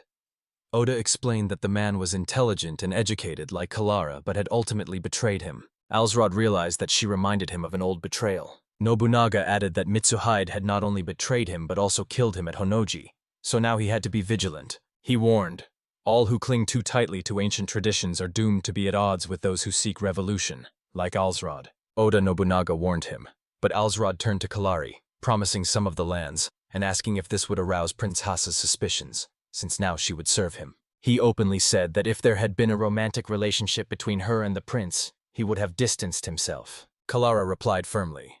It was a rule passed down in their family that members of the royal family were forbidden to have children by vassals. Alsrod apologized for such a ridiculous question. The count stood up and held out his hand to her, emphasizing that from now on he would rely on her and call her by name. She remembered how Prince Hasa had said that they were short of men, which was why they had taken her into the royal guard. The very idea of a dwarf in the royal court seemed absurd. It had been a long time since she had shaken hands with a man. Kalara bowed and said that she was honored to serve Alsrod, asking him to take care of her. In his free time from politics, Alsrod learned from her about ancient traditions and rituals that he himself did not know. His plans for conquest progressed steadily. In less than a year, he captured Akudo, opening the way to the capital and becoming the ruler of 3 prefectures. Laviella exclaimed joyfully that it was time to return to the battlefield. Alsrod smiled. He had been waiting for these words. She asked what tasks she had for her. He said that rumors indicate that the rulers from Olbia are trying to unite against Brando, and the south needs to be strengthened. Alsrod added that he wanted to test Kalara as a commander in this war. Laviella asked in surprise about the dwarf knight, and he confirmed that her form and experience were quite suitable. Kalara confidently stated that even without fighting, she did not neglect shooting training. With 3,500 warriors, Alsrod moved south, not to join Brando, but to defeat the alliance of rebellious lords in the northwest of Olbia and avoid a trap. He gave Kalara 300 warriors to prove her strength. She accepted the task. Laviella, who was nearby, was filled with enthusiasm. Alsrod told her that she could fight as she pleased. The elf happily agreed. Soon the soldiers became worried. Count Frenely's army, numbering 3,000, was nowhere to be seen, although their banners were visible. The next moment, one of the soldiers was shot. The enemy was hiding among the trees. Panic began. Laviella shot an arrow at the soldier from the top of the tree, proving that her skills were still sharp. Alsrod praised her because she had destroyed one of the enemy commanders. Meanwhile, Kalara returned surprisingly quickly. Alsrod asked if something had gone wrong. She calmly reported 3 commanders had been killed. Alsrod was surprised by her result. He said it was a great achievement because the 300 people she commanded weren't even her regular soldiers. Kalara replied that she simply took advantage of the enemy's poor coordination, luring them into a trap. She explained that she used the classic tick strategy, learned from the works of ancient generals. Alsrod, amazed, asked what her purpose was. Kalara replied that it was a special occupation that few people believed in. He assured her that he did not doubt her words. She said softly, "Her work is Akechi Mitsuhide." Alsrod was stunned. Oda Nobunaga grimly confirmed. He had already said that Akechi had betrayed him and killed him at Honnoji. He warned that this woman could also betray him, because her path was Mitsuhide's. Alsrod fell silent, feeling a shadow of distrust rising in his heart towards Kalari, who had at the same time proved to be an invaluable ally. Alsrod noted with interest to Nobunaga that all this made the matter even more interesting. He replied that the best thing to do was to use the girl without cheating if possible. Alsrod asked Kalara if she had heard anything from Akechi, clarifying that he meant the very essence of his path. The girl, surprised, said no, and wondered what exactly his work could say. Alsrod laughed, saying that it sounded absurd. Nobunaga said that only an equal could recognize his own work in himself. Returning to Maust victorious, Alsrod admitted that such a job was exciting. He told Nobunaga, 2 heads are better than 1. The latter only sighed heavily. Alsrod declared that their march on the capital was imminent. Nobunaga replied that the throne was his by right anyway. In an audience with Prince Kasa, he reported that the victory had been easy thanks to Kalara's determination. The prince found her intelligent, if stiflingly meticulous. Alsrod smiled. In fact, she doesn't suffocate, but captivates, with her beauty, physique, and refined disposition. Hasa did not expect this, and declared that if the count was so enthusiastic, he would officially hand over Kalara to him as a vassal. Alsrod sincerely thanked him. He thought that Kasa was far-sighted, because this was how he got his hands on a valuable commander. Alsrod assigned Kalara his next target, the Siala prefecture with the powerful Nistonia clan that held the port. He explained, Nistonia has a fleet of 200 ships and allies, so their support is extremely important. Alsrod added that the sea shapes their culture and other values, and asked Kalara to convince them with her hospitality. He noted that no one understands traditions better than she. If you show them a higher level of culture, Nestonia will not be able to refuse. Kalara bowed her head and promised to prepare a meal worthy of the king himself. Alsrod praised her and unexpectedly asked her to come closer. He pulled her hand sharply and touched her lips. Shocked, Kalara tried to joke, but he replied seriously. He really was in love. Alsrod passionately asked her to give herself to him and promised to make sure her name remained in history. Meanwhile, guests arrived at the castle by river in long boats. Alsrod solemnly welcomed them, thanking them for the journey. The ruler of the Siala prefecture, Saltus Nestonia, considered it an honor to invite the count and crown prince. Alsrod said that he was used to speaking directly, and therefore would not hide his intentions. He asked Saltus if he thought he had been invited to kill him. Saltus replied that he did not believe so. Alsrod explained that he was a loyal servant of the prince, and any such move would destroy the trust of all his vassals. Saltus agreed. The count invited him first to see the prince, and then to show him the castle with Kalara. Prince Hassa greeted the guest with a big smile, and the banquet was filled with music and dancing. Kalara advised the guest to review the formation of the army tomorrow. Proof that Alsrod had provided the prince with reliable protection. He smiled and agreed. Morning came. Alsrod raised his hand in a decisive gesture. The huge army instantly lined up, demonstrating perfect order, which made a deep impression on all the guests.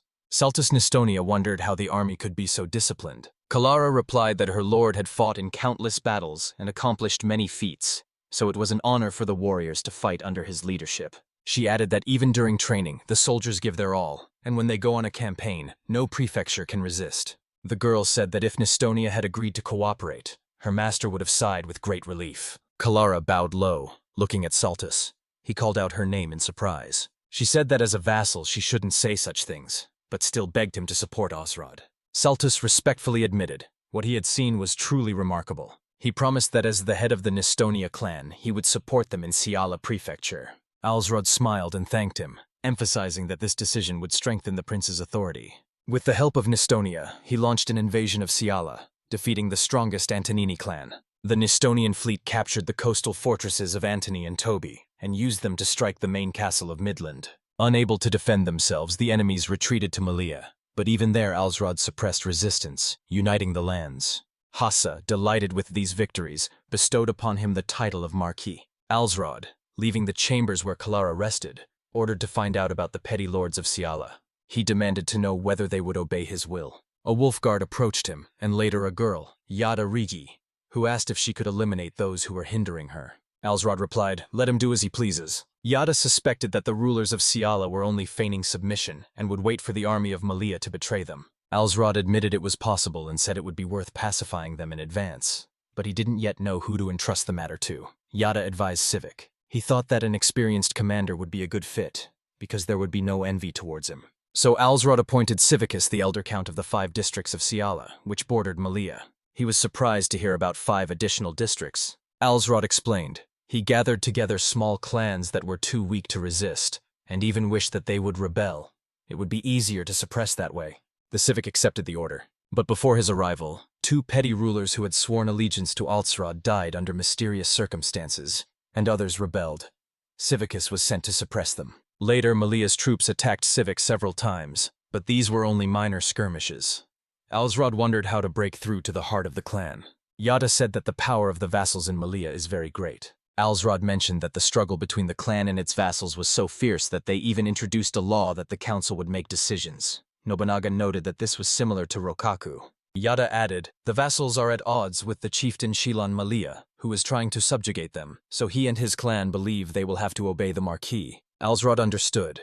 The clashes were provoked by the vassals themselves, and a split within the Mali clan was inevitable. The monster has ordered a rumor to be spread. If the enemies surrender to Antony, no harm will come to them. Let Xylon's vassals know this openly. Yadarigi bowed her head in agreement. She also reported that one of the agents managed to infiltrate the Orsent Cathedral in the West Fort Prefecture. The Archbishop seems ready to switch sides with Alsrod.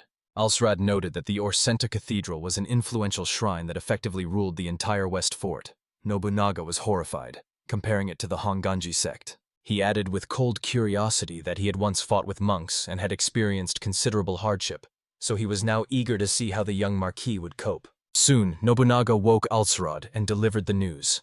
Hilan Melia had expelled one of his chief vassals, In response, they revolted under the leadership of his brother Saul Horn, and Silan was forced to flee his castle. Alsrod ordered to notify Civicus and tell Silanus, if he wants protection, he should turn to him. Yada remarked that since Silanus was sheltered by Antonis, he was unlikely to openly side with Alsrod, but the Marquis dismissed him, saying he was an indecisive coward. Alsrod smiled. Now the right opportunity had arisen. He ordered a proclamation to be made that every friend of Antonis was henceforth his enemy. Later he informed Kalara that it was time to go to the prince. A letter had arrived from the capital of Zealand asking for help. The girl firmly said, "It's time." They set off. Alsrod knew that King Paphos VI would now have no choice but to flee with his vassals. He still did not dare to support Hassa, who called himself heir. The Marquis placed his hands on the heavy gates and thought that the conquest of the prefecture of Mille was only a matter of time. He entered the hall with his entourage, realizing that it was time to take the kingdom under his own control. Alsrod said a prayer and whispered that now, more than ever, he needed someone else's strength. For the hour when the prince would become king was near. Soon he gathered all his troops and set out on a campaign. 10,000 soldiers marched from Mast Castle towards the prefecture of Mille. Alsrod announced that this time the commander would not be him, but Hassa himself. If the heir appeared on the battlefield, the king and the vassals of Milia would be forced to retreat, and then they would no longer be able to side with another crowned cousin. Laviala ran up and announced that everything was ready. Alsrod smiled and said, "It is time to capture the capital." Hassa exclaimed, "All treacherous vassals who rebelled against Chilan Melia must be destroyed." The generals of Paphos VI also awaited death. Every enemy of the crown would be beheaded. Alsrod swung his sword and ordered the black wolves to slaughter their enemies without mercy. The wolves rushed forward. The horsemen barely held their line, and the archers were already showering the field with arrows. A large wolf knocked down one of the soldiers with a swing, and a cry went up that the enemies were here, and they had to be dealt with. The wounded wolves retreated as ordered, while other units closed in to strike. The orcs and Rayon charged into battle, their blades mowing down enemy soldiers one by one. Laviala and Kalara joined the battle. Alarming signals were heard. The enemy was encamped on the flank. Alsrod turned to the Marquis, noting that the enemy seemed to have retreated and closed in the forts. He asked if this would not prolong the war.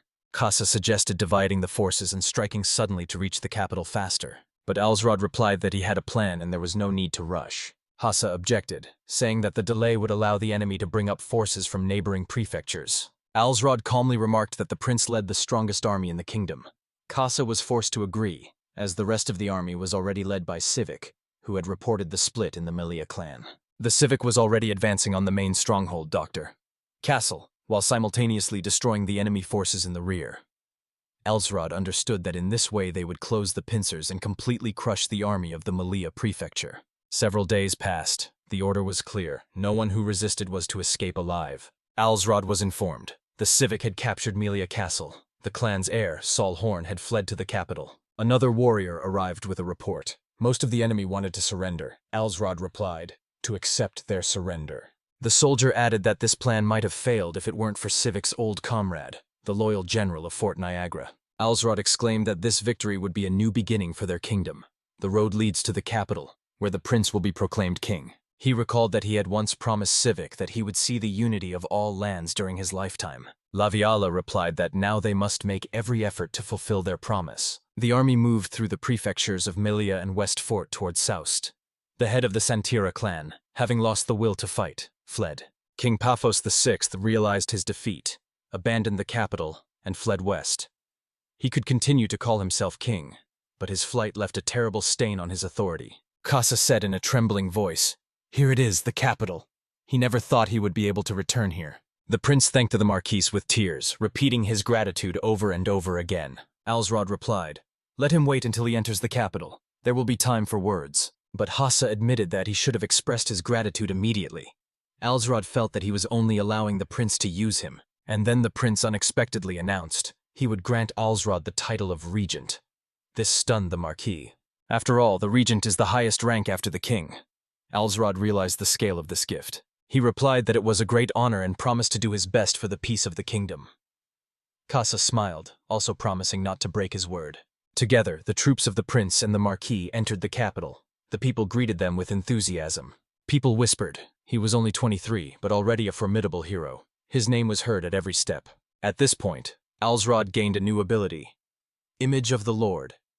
When the majority recognizes him as the supreme ruler, All of his abilities are amplified threefold.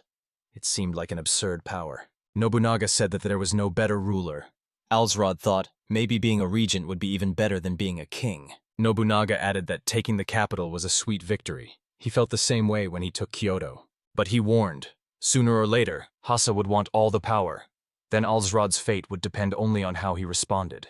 Times are different. The former king is alive, while in Nobunaga's time the shogun died quickly. He emphasized that if Hasa stopped supporting the Marquis, he would immediately become a target for both the king and his supporters. Alsrod reasoned, if he supported the deposed king, it would be the end of Kasa.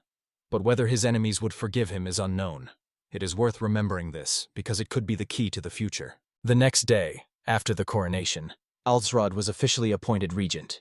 Hasa said, "Ask for whatever you wish. As king, I will fulfill it immediately." Alsrod desired several cities for his own possession to strengthen future plans and lay the foundation of wealth. Hasa agreed and invited him to advise on the appointment of new rulers. He wanted to hear the Marquis' opinion. Alsrod looked at the lists and was surprised to find that there were far more old nobles than he had expected. He thought that even those who did not support Hasa did not understand what the king was doing at all. He addressed His Majesty, saying that those who had served long in war and politics should be rewarded. He doubted whether the old nobles would be able to follow the king if they were driven from the capital. Hasa agreed, recognizing the regent's rightness.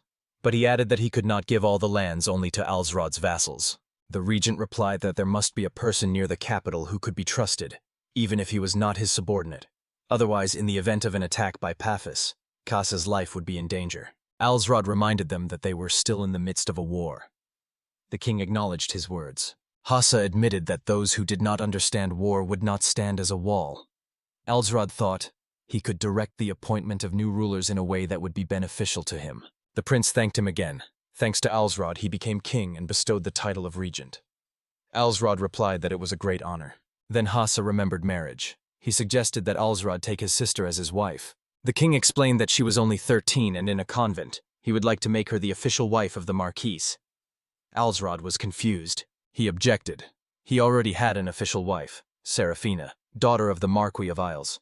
This made marriage to the king's sister impossible. Kasa was surprised. He emphasized that his sister was more important than any other woman. He sadly remembered how he had feared making a fool of her. But now he trusted Alsrod. Even their late father would have approved of this union.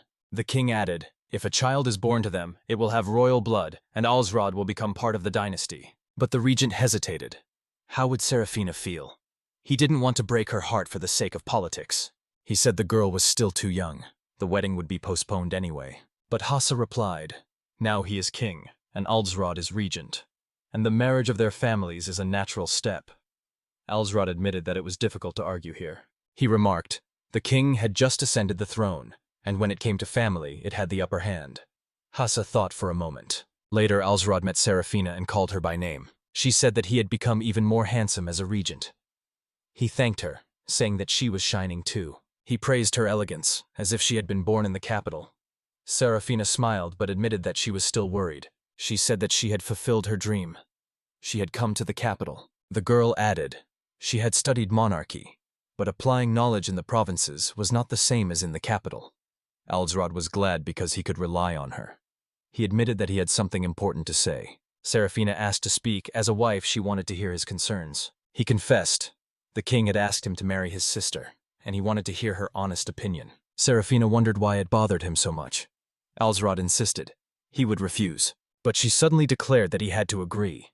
Alsrod couldn't believe what he was hearing. Serafina reminded him that she had always wanted to be the hero's wife, and that would not change. As a concubine, she would not lose her power, but rather would be able to mentor the young girl. She promised to support his hero's journey. She urged him to do what was necessary. Alsrod admitted that she was right. Until Paphos' supporters were destroyed, an alliance with the king was the best defense. He decided to tell the king that he was ready to take his sister as his wife. Serafina agreed. She whispered that she only wanted his love tonight. They kissed. Alsrod pressed her against the sofa, swore that his feelings would never fade.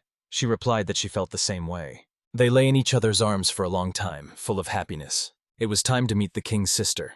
Alsrod was informed that the girl had already arrived. Nobunaga noted that an hour had passed. The man felt the presence of a stranger. He said that she was nearby, but not an enemy.